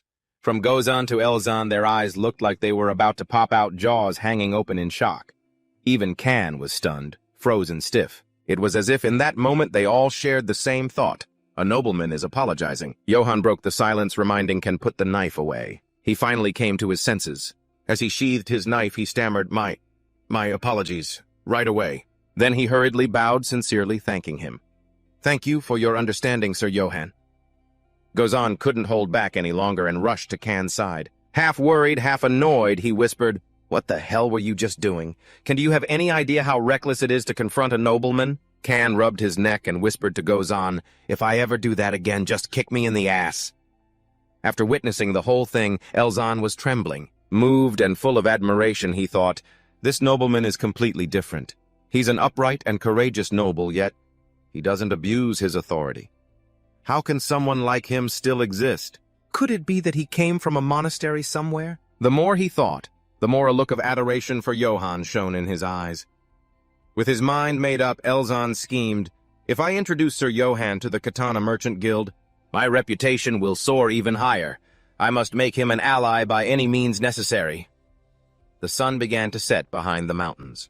The lead carriage moved forward, followed by the column of soldiers. Looking at the gold-plated watch in his hand, Johann thought with some regret, "I picked this because it looked the most expensive, but it's a broken watch. I should have taken everything." Suddenly, he turned his head and looked at the people behind him, thinking, "Unbelievable. Now I have to worry about other people, too."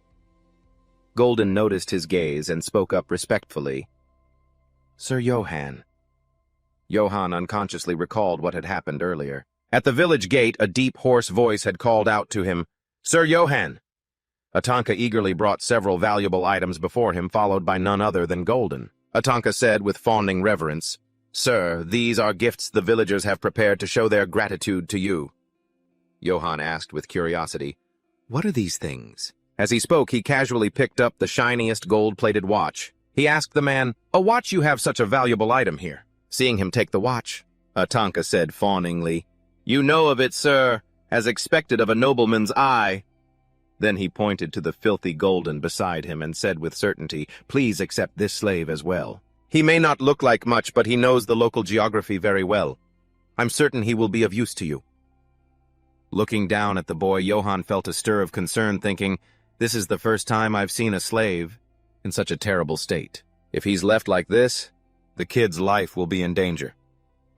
In the end, he simply gave Atanka an order. "I accept your goodwill.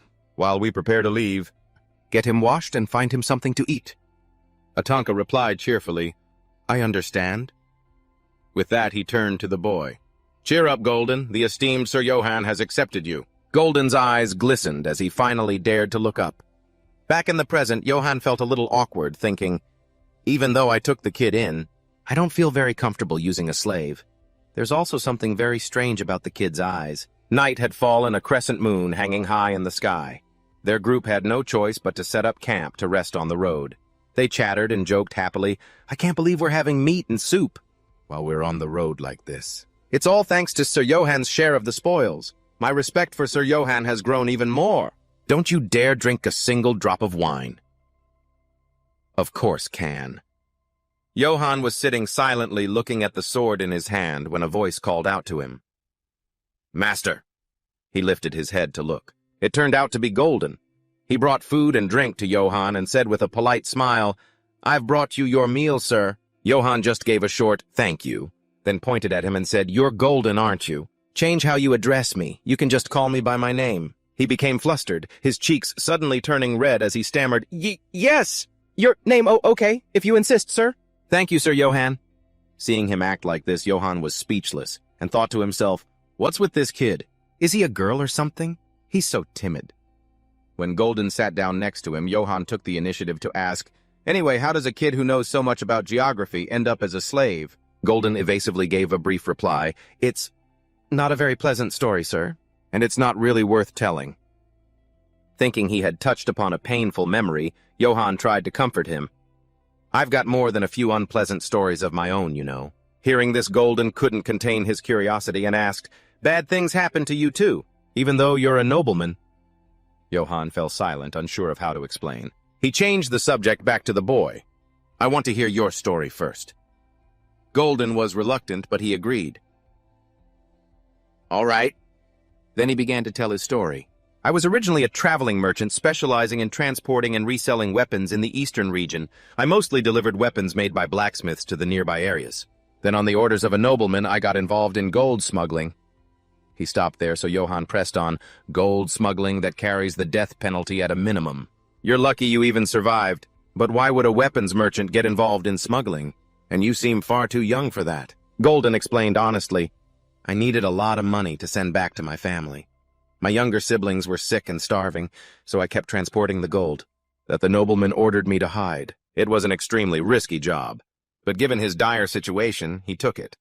Golden continued, "Until one day he reported me." Hearing this, Johann, looking frustrated, sympathetically asked, "So after he used you, he just threw you away to cover his tracks?" Golden didn't understand and just stammered, Is that what happened?"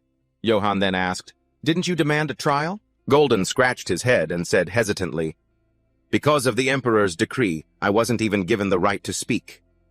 Johann cursed under his breath, then asked him, "Were you at least able to send the money to your siblings?" At the mention of this, Golden couldn't hold back his tears. His body trembled as he answered in a choked voice, "In exchange for avoiding execution. That money was taken as a bribe for the guards." Feeling pathetic and not wanting to be a bother, he quickly wiped away his tears and made an excuse. I'm sorry, something just got in my eye." Johann calmly reassured him, "You have nothing to apologize for. Don't worry about that in front of me." After hearing Golden's story, Johann grew somber. He fell into deep thought. "Damn it, this world is so cruel it makes you grit your teeth," he thought as he glanced over at poor Golden, who was ravenously eating a piece of bread. Without power, you get exploited like a criminal as if it's just a part of everyday life. And what's more, no one can stand up against the actions of these cruel nobles. It's no different for the private soldiers of the Barrett clan who survived by robbing others, or the villagers of Zazvik, who were driven to the point of sacrificing their own children just to survive. The fate of these people is beyond tragic, a life filled with nothing but tears. Generation after generation, they are trapped in this vicious, inescapable cycle." Johann thought, looking again at Golden beside him, his face a mess of tears and snot. And then there's Golden, who became a slave after being used and discarded by a nobleman. Is this what's supposed to be right? Damn it, the poor kid. Thinking this, he wearily shut his eyes for a moment. But then he snapped back to reality, remembering his own urgent mission. "Can't do this. This is no time to be worrying about someone else. I'm being chased by the Emperor's army. I could be killed at any moment." Then Johann suddenly called out to Golden. The boy quickly looked at him and shouted, "Yes, Sir Johann." Johann encouraged him with a booming voice, "We're comrades now, so don't you dare die. Let's survive this together and live our lives to the fullest." Hearing these words, Golden felt the warmth of human kindness for the first time and was moved to the point of being stunned. Just then a soldier ran up in a panic, interrupting them. Reporting Sir Johann, there are monsters nearby. Hearing that, Johann wearily grumbled, "Monsters, can't I get a moment's rest?" But he got to his feet anyway. "Where are they?" he asked urgently as he started to run. The soldier immediately pointed the way, this way. Golden remained seated, watching him leave. With tears in his eyes, he murmured, "Johann, live together with him." When Johann arrived at the scene, Go Jiang saw him and immediately said, "Sir Johann." "You're here, sir." Johann didn't waste any time and asked them, "Is the monster over there?" Gohan looked towards the forest, which was glowing red with a dark aura, and answered honestly, "It's too dark so I can't see clearly. But there's definitely a monster in there." Johann could see that gloomy aura. Suddenly he stood straight up. Gohan and Kan rushed over, panicked, and urged him, "Sir Johann, please get down." Johann turned to look at them and said calmly, "It's all right. Put your weapons away." Hearing him say that, Kan and Gozan, bewildered and pale, exclaimed in unison, "Huh? What did you say?" They cried out in shock. Johann said, "I'm going over there to take a look." The mercenaries hesitantly agreed, "All right then. Will he be okay?" Kan immediately whispered to Gozan, "No matter how brave a knight is fighting a monster requires specialized skills. Even if you lure it into a trap that's been carefully prepared, it's still extremely dangerous." Gozan, raising his shield, replied, "Besides, our mission is to protect Sir Elzan. We can't take any more risks." Meanwhile, as Johann walked, he thought to himself, "I can feel a crimson aura flaring up."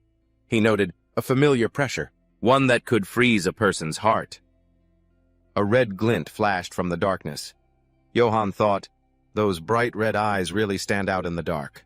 Johann stopped once he was close enough. He silently realized what the giant monster approaching was. The Calamity Black Wolf. That's right, it's that bastard. Johann recalled the last time he'd met it. It attacked the AC Wolf Pack, not me. He looked up with a determined gaze, even though it could pounce and kill him at any moment. Johann smiled to himself, "But I know it won't attack me." He looked straight into its red eyes and said, "Come on out. Don't hide anymore." The wolf stepped out from the bushes, growling as it observed him. He raised a hand towards it and said, "You've been following me, haven't you? Thanks for last time. I only survived because of you." Gozan asked in amazement, "Does Sir Johann know how to deal with monsters?" Ken, standing beside him, added, "I'm not sure. I've never seen anything like this." The wolf walked up and sniffed Johann. Suddenly it opened its mouth wide and clamped down on his head. The mercenaries immediately screamed, "Sir Johann!" But Johann was still alive. He shouted, stunning them, "Get off, you big baby!" As he pushed the wolf's head away, he said, "Don't be so dramatic, you big lug. You said it's the Calamity Black Wolf," another voice interjected. "That's the Harbinger of Dawn, isn't it?" Elzan asked with interest. Johann, confused, wondered, "Harbinger of Dawn?" As the man approached, he explained, "In the Eastern Empire, there's an old song that goes like this." Elzan recounted, "During the Great War, on a clear moonlit night, a warrior gave the wolf its name. He hummed the line, 'Harbinger of Dawn.' The named wolf bowed its head before that warrior." "Harbinger of Dawn," Elzan began. Its blue eyes shone in the dark night. When people saw the wolf leading the charge on the battlefield, they all cheered, "Harbinger of Dawn." He recounted, "At the end of the war that tore the continent asunder, the warrior brought peace and died a hero." Elzan continued, "The Black Wolf mourned sorrowfully by his side for 3 days and 3 nights. Afterwards, it set off to go wherever order and heroes were needed." That was how he finished the song. "The Harbinger of Dawn." Johann pointed at the large wolf that was frantically licking his face and asked, "Are you sure you aren't confusing it with a different one?" "This one is called the Calamity Black Wolf," Elzan explained. The legend of the Harbinger of Dawn originated in the Eastern Empire. When it was passed down to the south, some details were distorted. "The Harbinger of Dawn punishes evil and submits to a brave hero," he said. Elzan smiled and continued, "That's a line from the ancient texts of the Eastern Empire." As Johann pushed the wolf's head away, he wondered, "So it really is that creature?" Elzan walked over and asked, "May I pet its head?" Johann replied, "Go ahead." As he approached the Harbinger of Dawn, he coaxed, "Good boy, good boy. That's a good boy." However, it opened its mouth and let out a huge roar, scaring him. Terrified, Elzan mumbled, "Perhaps I shouldn't have done that." The Harbinger of Dawn, once petted by Johann, turned back into a big dog. "There now be a good boy." Elzan, standing to the side, wondered, "Is the wolf only gentle with Sir Johann?" He suddenly froze. Wait a minute. Elzan recalled, "I'm certain there's a passage in the Eastern legends that says, if you give a name to a divine beast that follows you, it will become your vassal." He mused. Could it be that this southerner from a remote region is the hero from the legend? That's impossible. But what if he is the one? Then Elzan asked Sir Johann, "Have you named the Messenger of Dawn yet?" Johann replied, "Not yet." "Not yet. To be honest, I haven't had the chance to do it. He immediately suggested, then why don't you name it right now? Elzan continued. If the legend is true, something incredible will happen. Johann asked in amazement. Is that so? He looked at the messenger of dawn and mumbled, then I'll name it. What should I name it, I wonder? Elzan suggested. How about Katana? He froze, then remembered. Wait a minute. The last time I saw it was when I buried that bastard Kazamap. That's right, isn't it? In that case, Johann shouted, Kazamap! I will name you Kazamap! Elzan realized in horror that the name was... The messenger of dawn's eyes suddenly flashed red. A light radiated from it, stunning everyone. From its tail, a stream of blue light suddenly appeared. Kazamap let out a long howl. Its entire body was covered in a layer of blue light. The light flared up so intensely that Elzan had to shield his eyes while Johann was frozen in shock. The pressure from Kazamap's transformation knocked Elzan back. Johann's eyes widened in shock as he watched it. He stood frozen and silent, watching a wolf completely transform into the messenger of dawn Kazamap. Kazamap lifted its paw and stepped forward, then it bowed its head before Johann. He raised his hand toward it. As he petted its head, he said, I am counting on you, Kazamap. Johann turned and said, You were right, Elzan. This is truly incredible. He then asked in amazement when he saw Elzan bowing and trembling. What are you doing? He explained in a panic. Everything is exactly as it is in the legend. This is the first time I've ever witnessed a mythological scene with my own eyes. He continued, making Johann suspicious. I have respected you since the very first moment I saw you, Elzan said repeatedly. You protected us from the bandits, showed mercy to your enemies, and even forgave them. With the honor of a knight, I offer my reverence to the one chosen by the divine beast of the East, he shouted, causing Johann to freeze. A hero of chaotic times. The mercenaries thought in awe. Sir Johann is... Golden also thought with admiration. Johann is... Everyone simultaneously thought, a hero of chaotic times. Johann looked at Elzan and sighed. He began, I'm sorry, Elzan. Johann scratched his head and explained, I'm not the kind of hero you think I am.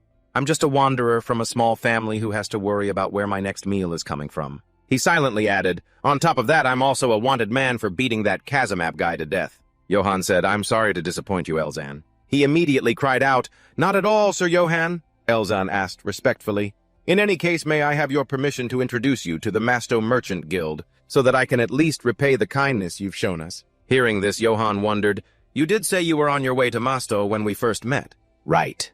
I've never heard of that place in my life. What kind of place is it? He recounted Masto is famous for being a free trade city in this region. All cities must go through Masto first. More than anything, it's one of the few cities that the Emperor's hand cannot reach. Upon hearing this, Johann was immediately surprised. He was silent for a moment. Then, while stopping a pestering Kazamap, he replied, I can't possibly ignore your kindness. Elzan shouted, Thank you, Sir Johann. Johann gave a faint smile and thought, A place the Emperor can't reach, huh? On top of that, a trade there is very lively. If things go well, maybe I can start over as a merchant. As Elzan led the way, he cheerfully explained. In the era of the Great War, on a clear moonlit night, a warrior gave a name to a wolf. Johann mused. I just hope no weird rumors spread within the guild. About me being a hero or something. He frowned and wondered, a hero of chaotic times. How nice would it be if I really were that kind of hero? He sighed internally. Whether it was my past life or now, I'm still just a wanderer, struggling just to stay alive. Johann recalled a curse. You will know only suffering from this moment on. He clenched his fist and told himself, my life before I died wasn't easy either, but this time will be different.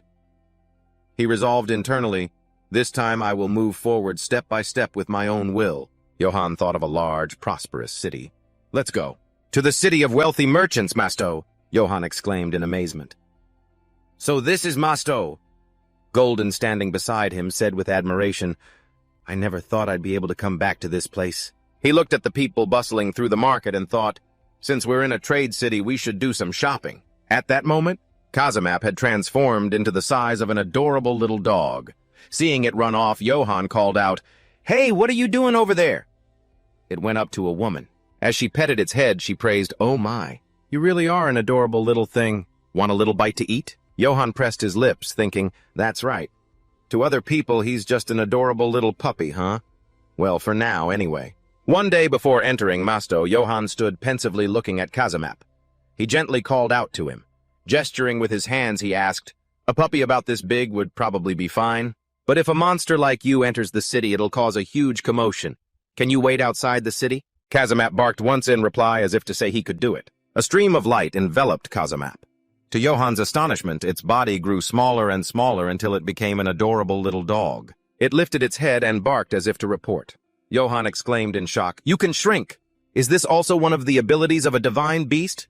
Golden rushed over, hugging it and shouting, "You're so cute!" Johann looked at it and muttered, "If he's that size, there probably won't be any problems." Back in the present, the market-goers had noticed Kazimap. "Oh my, how cute, this puppy looks unfamiliar. Is it a pet brought back from a foreign land?" "No." While stopping Kazimap from eating more, Golden said, "Sorry, this little guy isn't very well trained." The woman replied, No, it's all right."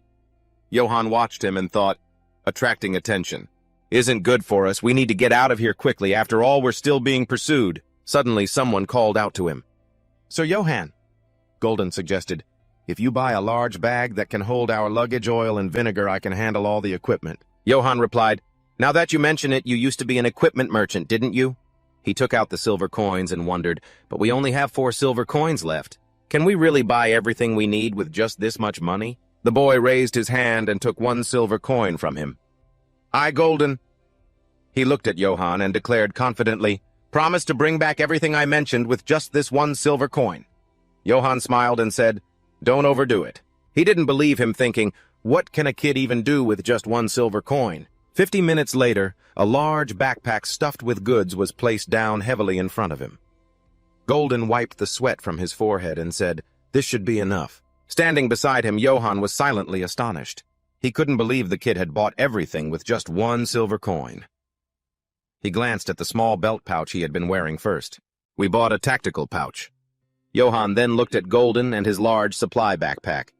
"This will make storing things much easier," he thought. Golden had used his astonishingly clever silver tongue to sell the completely shattered helmet for a very high price. The kid even got an umbrella thrown in for free. Now I won't have to needlessly reveal my identity as an enemy of the returned seal anymore, Johann calculated internally. On top of that, after buying vinegar and oil to maintain our equipment along with other necessities, we still have money left over, he recalled. Somehow, we ended up with more money than we started with, spent 4 silver coins, profit 1 silver coin, remaining balance 9 silver coins. That's a 12 silver 10 copper coin increase from when we started. Johann placed a hand on his chin and mused. If that kid can sell a broken helmet for that price, I wonder how much that pile of Kazimap's equipment I buried would be worth. He smiled to himself. If I get a chance to come back later, I should dig it all up and sell it. Johann tilted his head and asked Golden, "You look very happy doing familiar work." "Golden?" "I guess you really were a merchant. Did you like your old job?" The boy stroked the backpack and replied, "I've missed this life so much." Remembering his hard days, Golden said, "I became a slave never knowing when I might die." He recounted, "I lived each day in despair and fear." Johann listened in silence. Golden continued, "But now that I've met you, Sir Johann, I feel like I've returned to my life as a merchant, not a slave." Golden smiled and said, "Thank you, Sir Johann. Even if I hadn't been turned into a slave, I'm sure I would still have joined you on this journey." Johann laughed and said, "I'm happy to hear you say that. From now on, I'm counting on you, Golden." Golden replied cheerfully, "Yes, Sir Johann." Then Johann said, "All right, now then let's go explore Masto." The boy answered loudly, "Yes, sir." Johann and Golden entered a tavern. A waitress immediately came over to welcome Johann, a man who had only ever known hardship. He finally felt a happiness far beyond the life of a wanderer after setting foot in the merchant city of Masto. A moment later, Johann sat at a table gnawing on a rack of grilled ribs. As he ate, he silently marveled, "The dried meat I ate while wandering was as tough as chewing on leather. The meat in Masto isn't even comparable. It just melts in your mouth." He then remembered, "I couldn't wash and my whole body itched like crazy." He stepped into a bathroom. "But in Masto I can take a warm bath whenever I want." Johann remembered having to sleep on the streets. "While traveling, I never had a proper place to sleep. Every time I lay down, the cold, damp stones would dig painfully into my body." He lay on the bed, his eyes sparkling. But in Masto, I can sleep under warm, soft blankets. Johann joyfully declared, life in Masto is just too good, I've decided. I'm going to settle down and live here. The evening in Masto passed by, and so Sir Johann dreamed of happily settling down in Masto. However, fate would not be so kind to him. The next day in Masto's city square, a bustling crowd moved all around. Johann took a bite of a grilled meat skewer. As he walked, he muttered in admiration, what a peaceful life. It's been so long since I could walk through town this comfortably. Suddenly someone cried out, this is terrible. A worried merchant asked, bandits again? The woman replied sadly, yes. This time they've taken my daughter. And that's not all. All the goods they were carrying were stolen. Johann silently ate his meat, listening in on the conversation. The woman said, I'm terrified to hear the news tomorrow. The old merchant then said, with these bandits running rampant like this, how can the people live without being in constant fear? Golden whispered worriedly. It seems there are bandits around Maso too, Sir Johann. No wonder the mood in town is so grim. A loud roar of damn it interrupted them. A ragged man wearing a sword yelled at a merchant, I told you I'd pay you later. Do you have any idea who I am? He was covered in dirt and dust. He screamed, I only asked for a single skewer of meat. I haven't eaten anything in 4 days. Johann watched him silently. This man was a straggler from the Grey Wolf Mercenary Company. A Q. He had been separated from the main force while chasing Johann, wandering just to survive. He had drifted all the way to Maso. As he was speaking, he suddenly froze. I said I'd pay. Johann's face went pale, his mouth agape. The ragged man's face also turned pale, his jaw dropping. He put his hand on his sword and roared, It's you, you bastard! Johann gritted his teeth and thought. The Grey Wolf mercenaries AQ. They've tracked me all the way to Maso. This is really bad. He paled, realizing nothing good would come from a fight here. The ragged man charged forward with his sword, screaming, Die! A flash of a blade and the ragged man's head suddenly tumbled to the ground in front of Johann. The surrounding townspeople stared in shocked horror. What the hell? A man on horseback with a sword said as he rode up. I thought he was a bandit, but he was just a petty thief. With security so poor these days, all sorts of riffraff are crawling out. He looked at Johann and asked, Hey, traveler, are you injured? Golden, standing nearby, replied, Thank you, sir. Johann remained silent. The man smiled. Good, be careful out there. Then he rode away on his horse. Just before leaving, he shouted, Halt! He shouted to draw everyone's attention. Citizens of Maso! The people immediately turned to look at him as he stopped his horse before a troop of sword-wielding men. They were fully armored, arranged in small squads under a banner. He was Brian, the captain of the Oak Tree Mercenary Company. He shouted to reassure the crowd. Do not worry, he declared, looking around at the people. I assure you the 500 warriors of the Oak Tree Mercenary Company will sweep away these bandits and bring peace back to Maso. Seeing the enthusiastic cheers from the crowd, Golden smiled and said, Incredible. I can't believe I'm seeing them in person. Johann asked, Are they famous?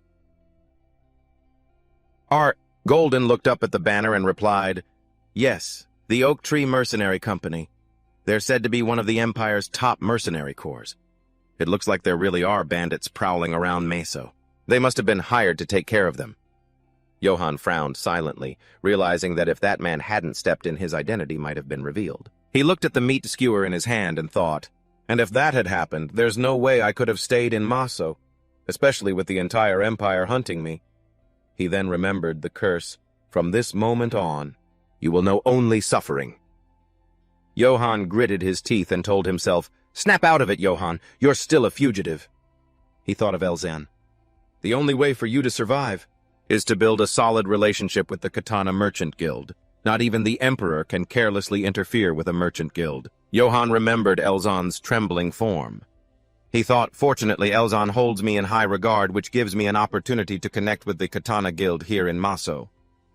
Johann pursed his lips and worriedly asked himself, But what if my identity is revealed before that happens? What then? He wondered. Would they still stand up for me if they knew the entire Empire was hunting me? Absolutely not. Johann pictured the worst-case scenario. If I'm exposed before I've built a solid relationship with Katana, I'll be killed. There's no doubt about it.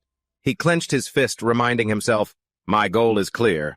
I have to get to the Katana Merchant Guild and secure their protection from the Empire. He frowned, thinking, therefore, until I've earned the Guild's trust, my identity absolutely must not be exposed.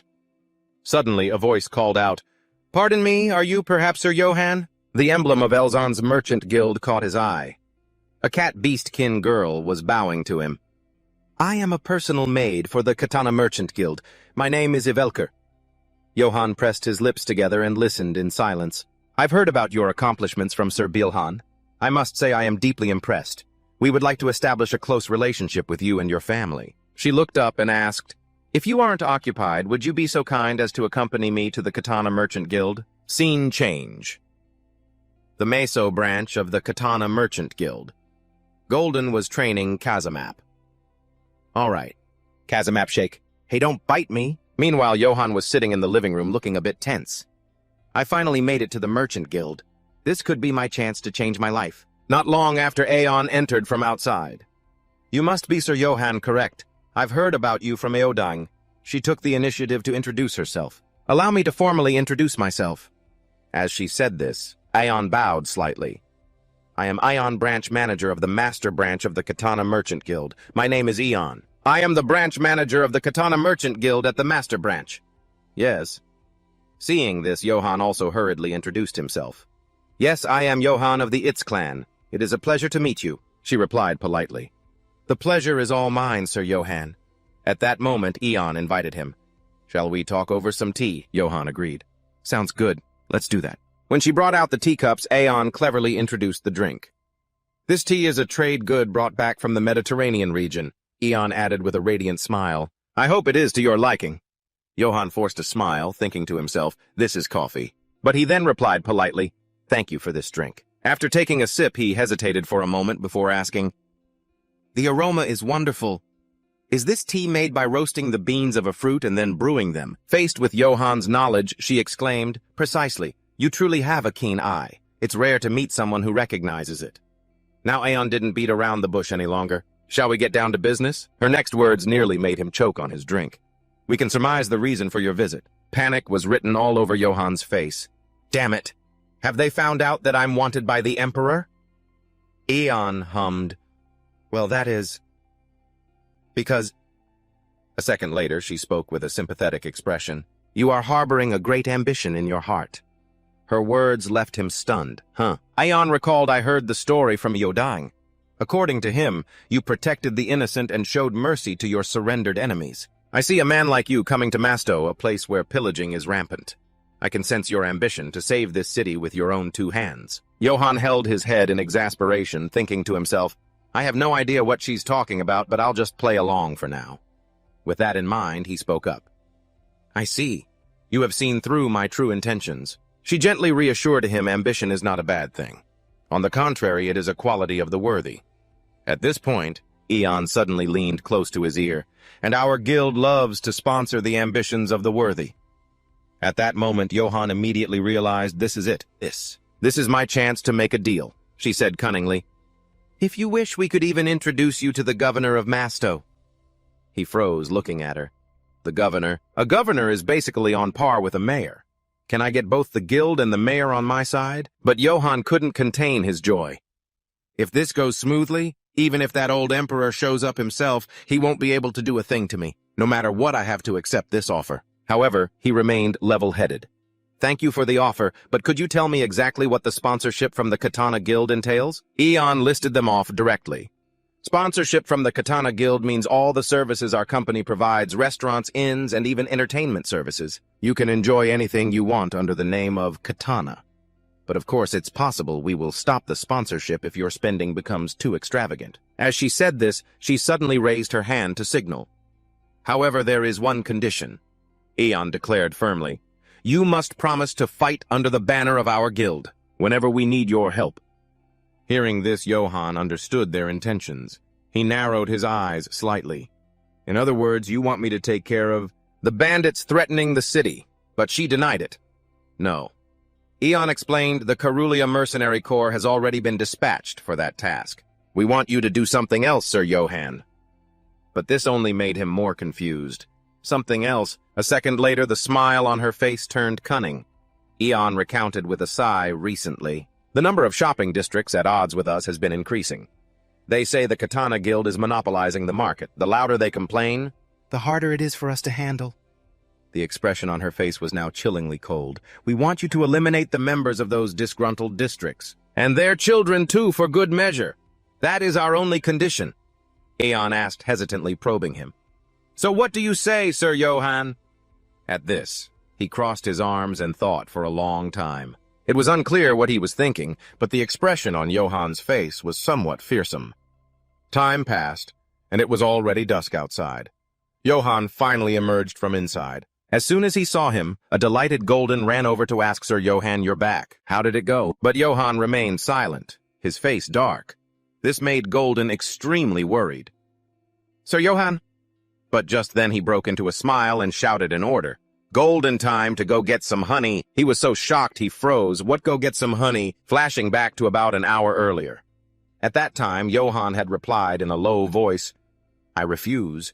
He carefully explained, "In a large city like Masto, it's inevitable that complaints will arise if you monopolize distribution." As he spoke, Johann's face was filled with disapproval. "And instead of resolving the issue through compromise, you want me to kill them. And their children, too." He refused firmly. "I cannot kill innocent people for such a reason. I refuse to do this. Let's just pretend this agreement never existed." Eon's face now looked incredibly fearsome. She was silent for a long moment, staring at Johann. Unafraid, he stared right back. After a while, she cracked a smile. Then Eon suddenly said, "You've passed Sir Johann." Hearing this, Johann looked completely bewildered. "What?" She then explained, "We were testing to see if you were a suitable candidate for our guild's sponsorship.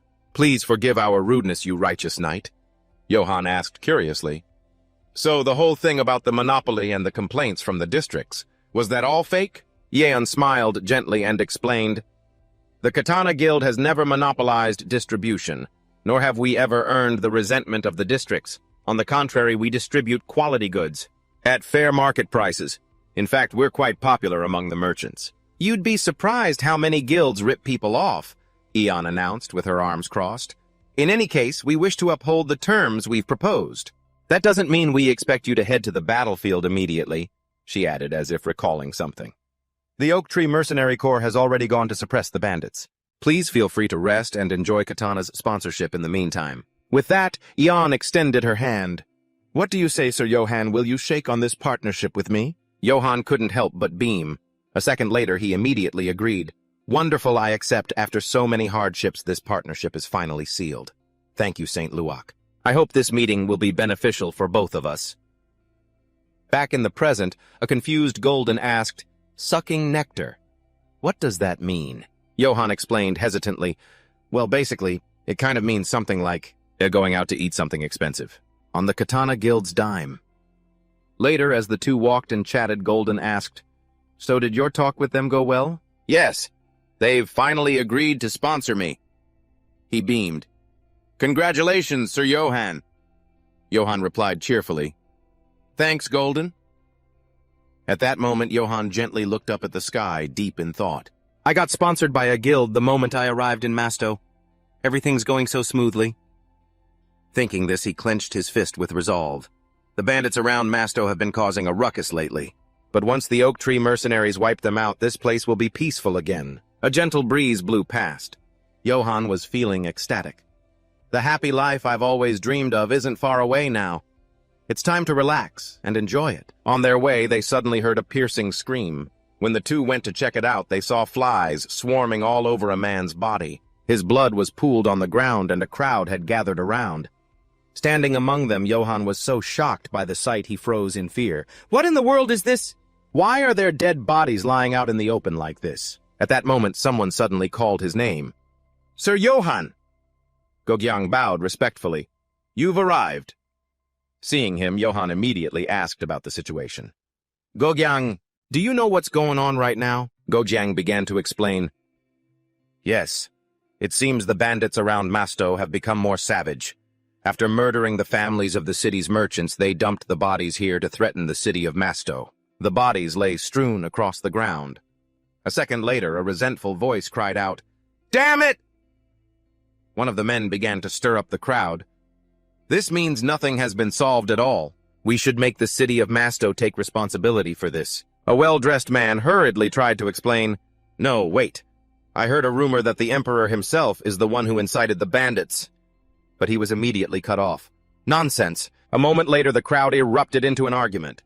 There's no way the Emperor would do something like that, unless he's gone senile. Senel, watch your mouth. I don't believe His Majesty is behind any of this. The argument grew louder. His Majesty, don't make me laugh. That old man is targeting Masto. How dare you people be so disrespectful to the holy nation? The gods will abandon such an unrighteous emperor. Shut up. How can a senile old emperor be of sound mind? Who do you think you are to defy the holy nation? Witnessing this scene, Johann couldn't help but feel frustrated. Damn it. So much for my peaceful Masto. I was just starting to settle down too. Those bandits are ruining everything. He gritted his teeth. What the hell are those mercenaries doing? Meanwhile, at Ion's office, there was a sudden knock on the door. Shortly after, Emelka entered. Pardon the interruption, branch manager Ion. I bring terrible news. Ion, seeming to have already guessed, cut her off. You mean the bodies of the merchants the bandits sent over I already know? She hesitated. What are the Oak Tree mercenaries doing about that? We can no longer contact the Oak Tree Mercenary Corps. These words made Ion's face turn pale with shock. What did you just say? What do you mean? Emelka then explained. The body of our contact was found near the forest outside Masto yesterday, in a truly horrific condition. After hearing the whole story, she fell deep into thought. Ion analyzed nervously.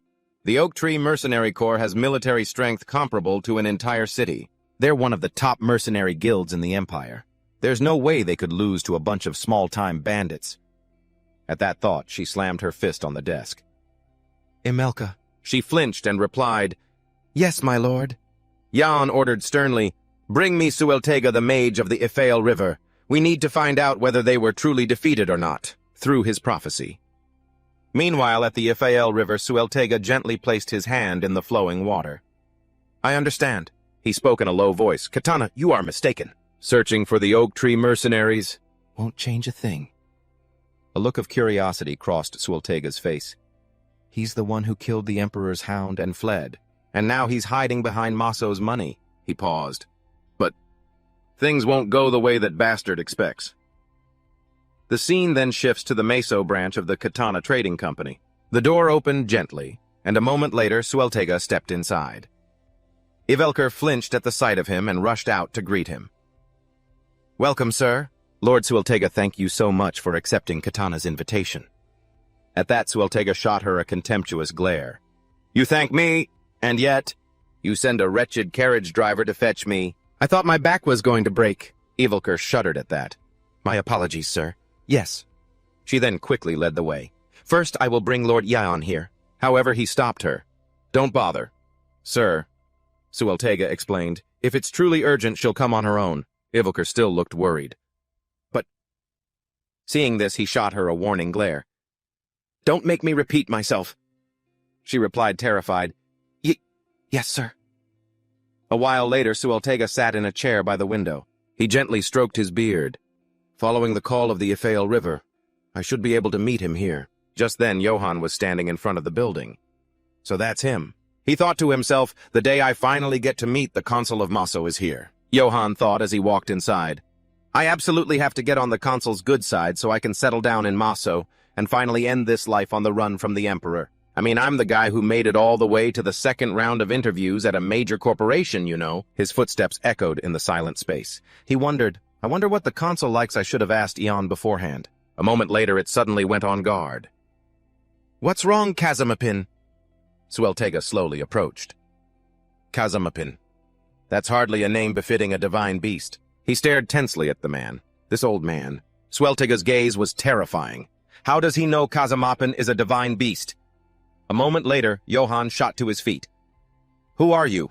The man seemed a little surprised. It appears you don't know who I am. Then Sueltega introduced himself. The sage of the Iphael River, Sueltega. I am Sueltega, the sage of the Iphael River. But Johann still had no idea who he was. Noticing his confusion, Sueltega clarified, To put it simply, I'm a mage, imagining someone using magic. He looked at the man with awe. Magic, that's right. Another world has to have magic. Johan's heart pounded with excitement. I came to meet the consul, and I get to meet a mage too. Big cities really are something else. A second later, he leaned in close, introducing himself excitedly. It's an honor to meet you, Lord Swiltega. I've always dreamed of meeting a real mage. But in the face of this enthusiasm, Swiltega seemed a bit taken aback. Is that so? But then he cut straight to the point. You seem quite carefree for someone being hunted by the Emperor. Johann stammered, terrified. How do you know about that? Sweltiga answered calmly. Magic, of course. It is the mystery of the Ifael River. I can see the past and future through its currents. Johann asked cautiously. Are you going to report me to the Emperor? He gave Johann a puzzled look. Why would I do that? This left Johann completely stunned. With that said, Swiltega turned to leave. Who do you take me for? I am the keeper of the secrets of the Ifael River, and a seeker of the mysteries in the natural order. I have no interest whatsoever in the political squabbles of the mortal world.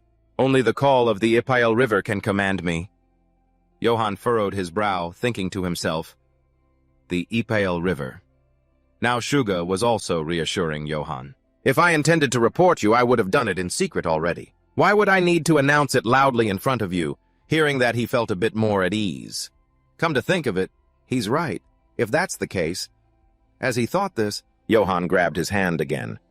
In that case, Sir Shuga, I'd like to hear more about magic. Would that trouble you? Seeing the look of admiration in his eyes, Shuga was a little suspicious. What's with this guy? If he were an ordinary knight at a time like this? He recalled the disdainful attitude of the knights he'd met before. A sorcerer. Aren't they just a bunch of cowardly, doddering old men who know nothing of honor on the battlefield? He should have had that kind of reaction. And compared to Johann's attitude, Shuga was even more confused. Why would this knight's eyes light up at the mention of magic? He asked excitedly. So how do you use magic? I wonder if an ordinary person like me can do it. Johann was thinking to himself. This is my chance. A chance to learn magic and become a magic swordsman. If I do, my survival rate will be much higher, right? Shuga agreed. Very well. Since fate has brought us together, I don't mind teaching you. But he also had a condition. It's boring to just talk. If you can beat me in even one game of chance, then I'll tell you. Johann asked curiously, I bet you mean chess. Instead of that, could we bet on something else? Like arm wrestling, for example.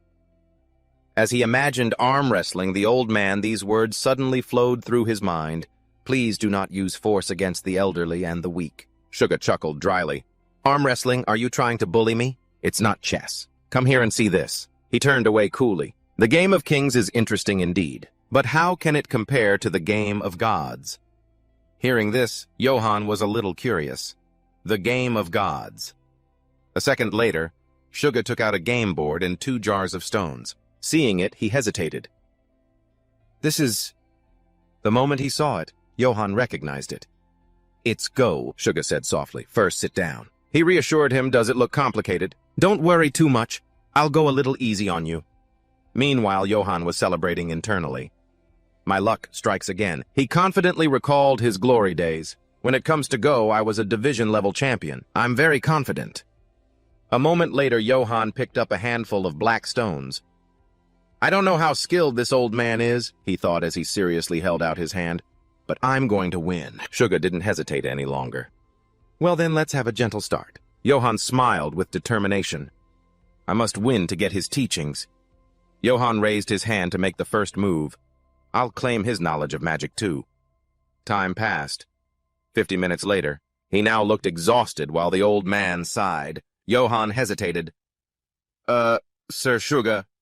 Shuga smiled brightly, trying to persuade him, let me take back a few moves. But he immediately shot back, absolutely not, sir. You've already asked to take back moves 5 times. The old man slammed his hand down in frustration. This is absurd. How can I possibly lose at the game of gods? At this point, Shuga started to get suspicious. Are you really sure this is your first time playing? Even the Sultan of the Empire couldn't defeat me. Johann smiled gently, consoling him. That's only because you were such a thorough teacher, Sir Shuga. He hesitated a moment more, then Shuga made a new offer. One more game. If I lose again this time, I'll give you a gift. It will be useful for your life. A gift. Hearing that he couldn't contain his joy. Could it be a magic item if that's the case? Right after that, Johann asked, "How many handicap stones would you like, sir?" The old man blushed with embarrassment. "Just give me a 3-stone handicap." At that, Johann started the new game. "Then let's begin." As they played, Suga asked curiously, "But you're supposedly from a noble family. Why are you so interested in magic?" He didn't hide it. "Since I'm being pursued by the Emperor, the more I know, the better." "Right." Suga thought for a moment, then explained, "If you intend to use it in combat, then you should give up. The knowledge of magic I can pass on isn't that kind of thing." Hearing these words, Johann asked in shock, "What, it can't be used in combat?" He grumbled in annoyance. "Are you seriously planning to fight using magic?" But in the end, Su Silga still agreed. "Since I made a promise, I'll answer you. I've heard there are some who use it in combat." Johann replied excitedly, "So it's true." But a second later, the old man yelled, "Don't just listen so nonchalantly!" Su Silga carefully explained to Johann, "Those who are typically called mages mainly find their mystique in nature. Some find it in the wind, some in fire, and some even claim to have found mystique in the flames of burning sulfur. Mages practice different systems of magic." At this point, he sighed. "And then there's that fool who babbled about finding mystique in the Black Forest." At that moment, Johann vaguely realized that the last sentence seemed to carry a bit of emotion in it, or so they say. Su Silga continued his explanation. "The mystique that is found is called a spirit. Mages borrow the power of that spirit. Spirits usually lend their power without demanding a price, but their whims sometimes demand an extremely high one," he warned in a stern voice. "So, even if you come into contact with the mystique, you must be careful not to displease the spirit." Hearing this, he stammered, Yes, I understand." In reality, Johann was sighing in his heart, feeling dejected. "So this is the kind of world this is, huh? I guess I don't need to risk my life to understand the laws of nature. Forget magic swordsmen, there probably isn't even any magic equipment. No wonder my luck turned around." Not long after, a voice rang out. "Sir Su Silga is already here." The sound of hurried footsteps. Eon was reprimanding someone. "Why didn't you report to me immediately?" Eibel tried to explain, "That's because..." He insisted that he not be announced. "Honestly, these mages... I told you it was urgent. Oh, he's over there." A moment later, she opened the door and stepped inside. The moment she saw the atmosphere inside, Eon realized he must be using the game of the gods to tease his opponent. She was a little surprised to see this. Su Silga suddenly shot to his feet and shouted, "Let me take back that last move!" Johann looked at him helplessly. "Sir Su Silga..." Even Eon was shocked by the scene. "Sir Su Silga is being cornered in the game of the gods." She looked at him curiously. "Sir Johann, what kind of person are you?" Meanwhile, Johann laughed loudly. "Just accept your defeat, sir." Just as he finished speaking, Eon spoke up. "Oh my, Sir Su Silga, so this is where you were." She approached politely. "If you came to Masto, you should have called for this Eon first." "Did you have a pleasant time with Sir Johann?" Su Silga laughed awkwardly. "I was just testing my skills against this knight for a few moves." "I see." As he spoke, he messed up the game board. "The branch manager has arrived. It's a bit of a shame, but I suppose the game must end here." Johann was stunned on the spot. Then Su Silga took out 2 vials. "Here, take these." He asked curiously, "Sir Su Silga, what are these?" The old man glanced at Johann and explained, "Did I not make you a promise? These are vials containing the final secret of the Ipale River. They are the water of wrath and the water of blessing." The scene shifts to the Oak Tree Mercenary Guild's watchpost. In the dead of night, Bratyu's eyes were filled with panic and his voice trembled. "What the hell is this?" From within the forest, a pair of glowing red eyes appeared. A second later, the shadow of a woman with a savage smile advanced toward them. She laughed maniacally as she drew closer and closer. Bratyu's face turned pale with fear. "She's not a bandit." His eyes widened. Right after that, a blood-curdling scream echoed through the forest. Sometime later, at the Masto branch of the Katana Merchant Guild, Johann accepted the gift from Su Silga with an excited look on his face. "These two are the water of wrath and the water of blessing." At this, the old man began to explain their origin. "Since ancient times, the Ipale River has hidden an age-old secret, the mystery of life and death. I have spent my entire life trying to uncover it, but the Ipale River never revealed it to me." Su Silga's next words stunned him. "Until you appeared, Johann." He carefully explained the effects of the two potions.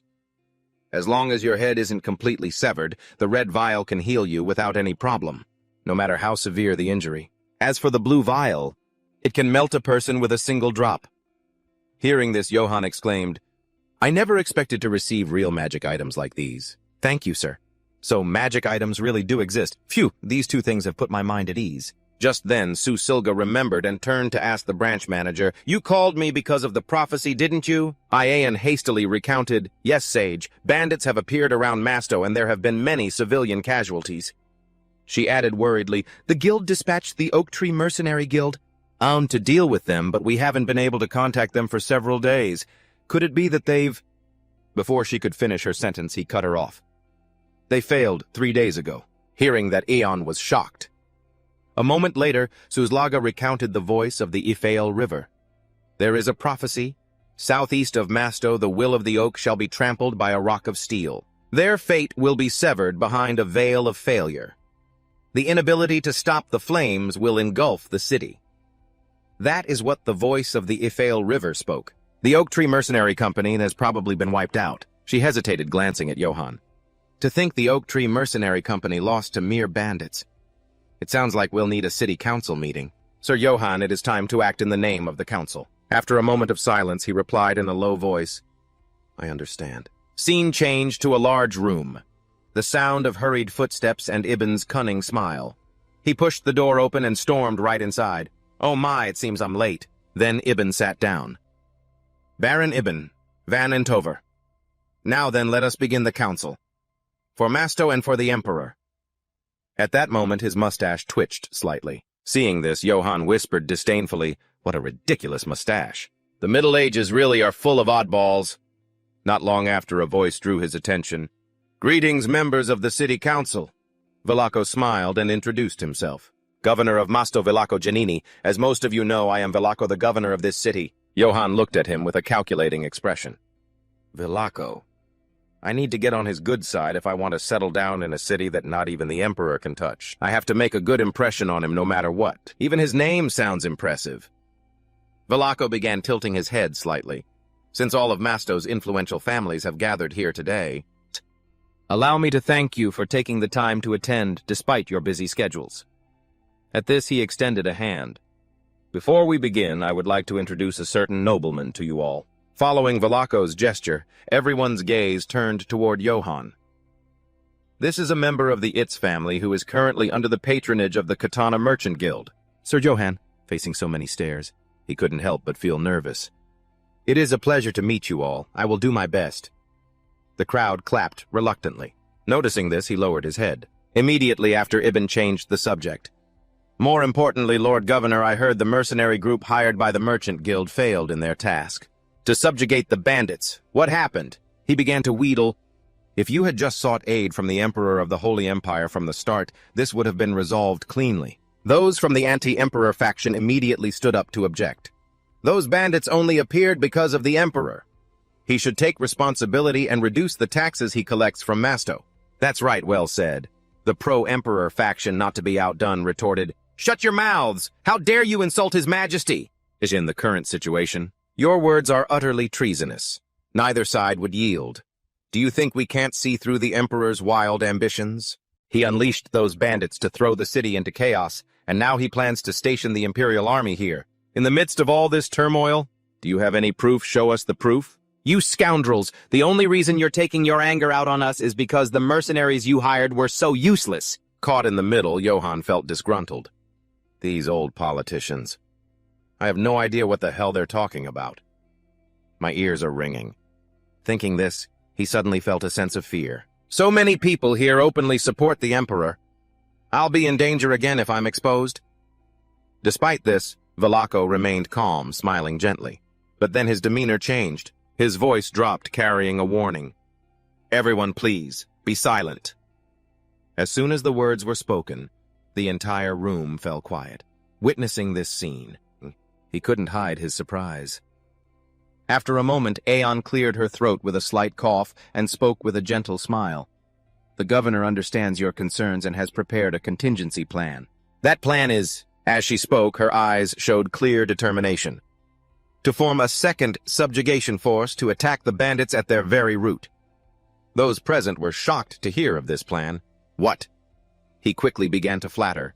As expected of Governor Vilaco, you are truly wise. The Emperor cherishes the peace of Masto above all else. At this, Ibn continued to coax, you need only say the word and he will send the army at any time. Johan's face went pale. What, the Emperor's army? This time I might really be captured and executed. He looked at Vilaco, pleading. Please refuse him, Vilaco. After a long silence, he finally spoke. You have contributed a great deal to the city council. As Sir Ibn, that is a fact. In truth, I myself am always grateful for your support. Vilaco smiled gently as he declined. However, I must respectfully refuse.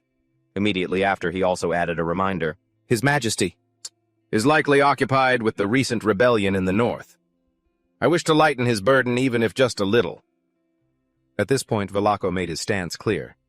Masto will organize a new mercenary force, including Sir Johan over there. This time he didn't press the matter. If that is your decision, then so be it. I truly hope the Emperor will recognize the governor's loyalty. As for Johan, he could finally breathe a sigh of relief, thank heavens. Or so he thought, but I'm still suspicious. That mustached guy is definitely one of the Emperor's supporters, and from the looks of it, he and the governor seem very close. Am I going to be all right? The more he thought about it, the more anxious Johan became. He said that not even the Emperor could touch Mason, but it doesn't seem like that's the case at all. Eldon. After a long moment, Iaon's voice rang out with an announcement. Well then, today's meeting is hereby concluded. The council members have prepared a small tea party. I encourage all of you to join. As everyone else began to leave, Ivan remained seated. Johan was about to get up and leave when Vilaco stopped him. Sir Johan, could you spare me a moment? He reluctantly agreed. Of course. Johan's face was incredibly tense. If Vilaco really is on the Emperor's side, I should make an excuse and get out of here immediately. The more he thought about it, the more hopeless his situation felt. My luck is just the worst. Am I going to have to live on the run again? The man smiled brightly and gestured the way. Please come to my office. Johan followed helplessly. Yes, sir. Meanwhile, Anafed glanced over at them. A moment later, they finally arrived. Please have a seat, Sir Johan. Thank you, sir. Now Vilaco asked again. You said you were from which family? Johan gave an awkward, hesitant smile. Yes, I am Johan Itz of the Itz family. At that moment, Johan involuntarily broke out in a cold sweat. A second later, the man suddenly exclaimed, The Itz family. So that's where you're from. Vilaco looked very enthusiastic. The Itz family is quite a special one, famous for its specialty date liquor. It's very famous among connoisseurs, you know. Johan played along. You know of my family, sir? But then he froze. Wait a minute. That family actually exists. I only changed a single letter. As he spoke, he took out a bottle of wine. What perfect timing. Coincidentally, I have some of your family's liquor right here. This is the date liquor from your homeland. Then Vilaco grabbed a glass cup and handed it to Johan. I imagine you must be very homesick. Johan anxiously accepted it. Thank you, sir. As the glass was filled, Johan downed it in one go. He tried to put on an act. This flavor, it really brings back so many memories. But in reality, he was thinking, I didn't even know this kind of date liquor existed. Vilaco smiled gently. I'm glad to hear you say that. At that moment, his demeanor changed. By the way, is the Itz family still doing well? His words were filled with a probing tone. I heard the Emperor's cold blade swept through the north. Such a tragedy. Johan froze. Vilaco continued with a look of sympathy. Unfortunately, many families were purged. They say the survivors scattered everywhere and are now living as bandits. The more Johan listened, the more worried he became. Among those purged families, there is one who is said to be wanted for treason. As he said this, his tone turned cold. I hear that family is named the Itz family. Johan tried to feign ignorance. Is that so? I had no idea. This is the first I'm hearing that name. But Vilaco's eyes seemed to see right through him. However, in the blink of an eye, his attitude changed again. It seems I got a bit carried away with gossip. Forgive me. Johan forced a smile and stammered, Not at all, don't worry about it. A moment later, Vilaco changed the subject again. You know, speaking of which, Mr. Johan... His next words exposed him completely. What you just drank wasn't date liquor from the Itz family. It was just cheap vodka distilled nearby. Upon hearing this, Johann's face turned pale. Vilaco then glared at him coldly, his voice laced with menace. "Shall we stop these meaningless word games? Johann, it's..."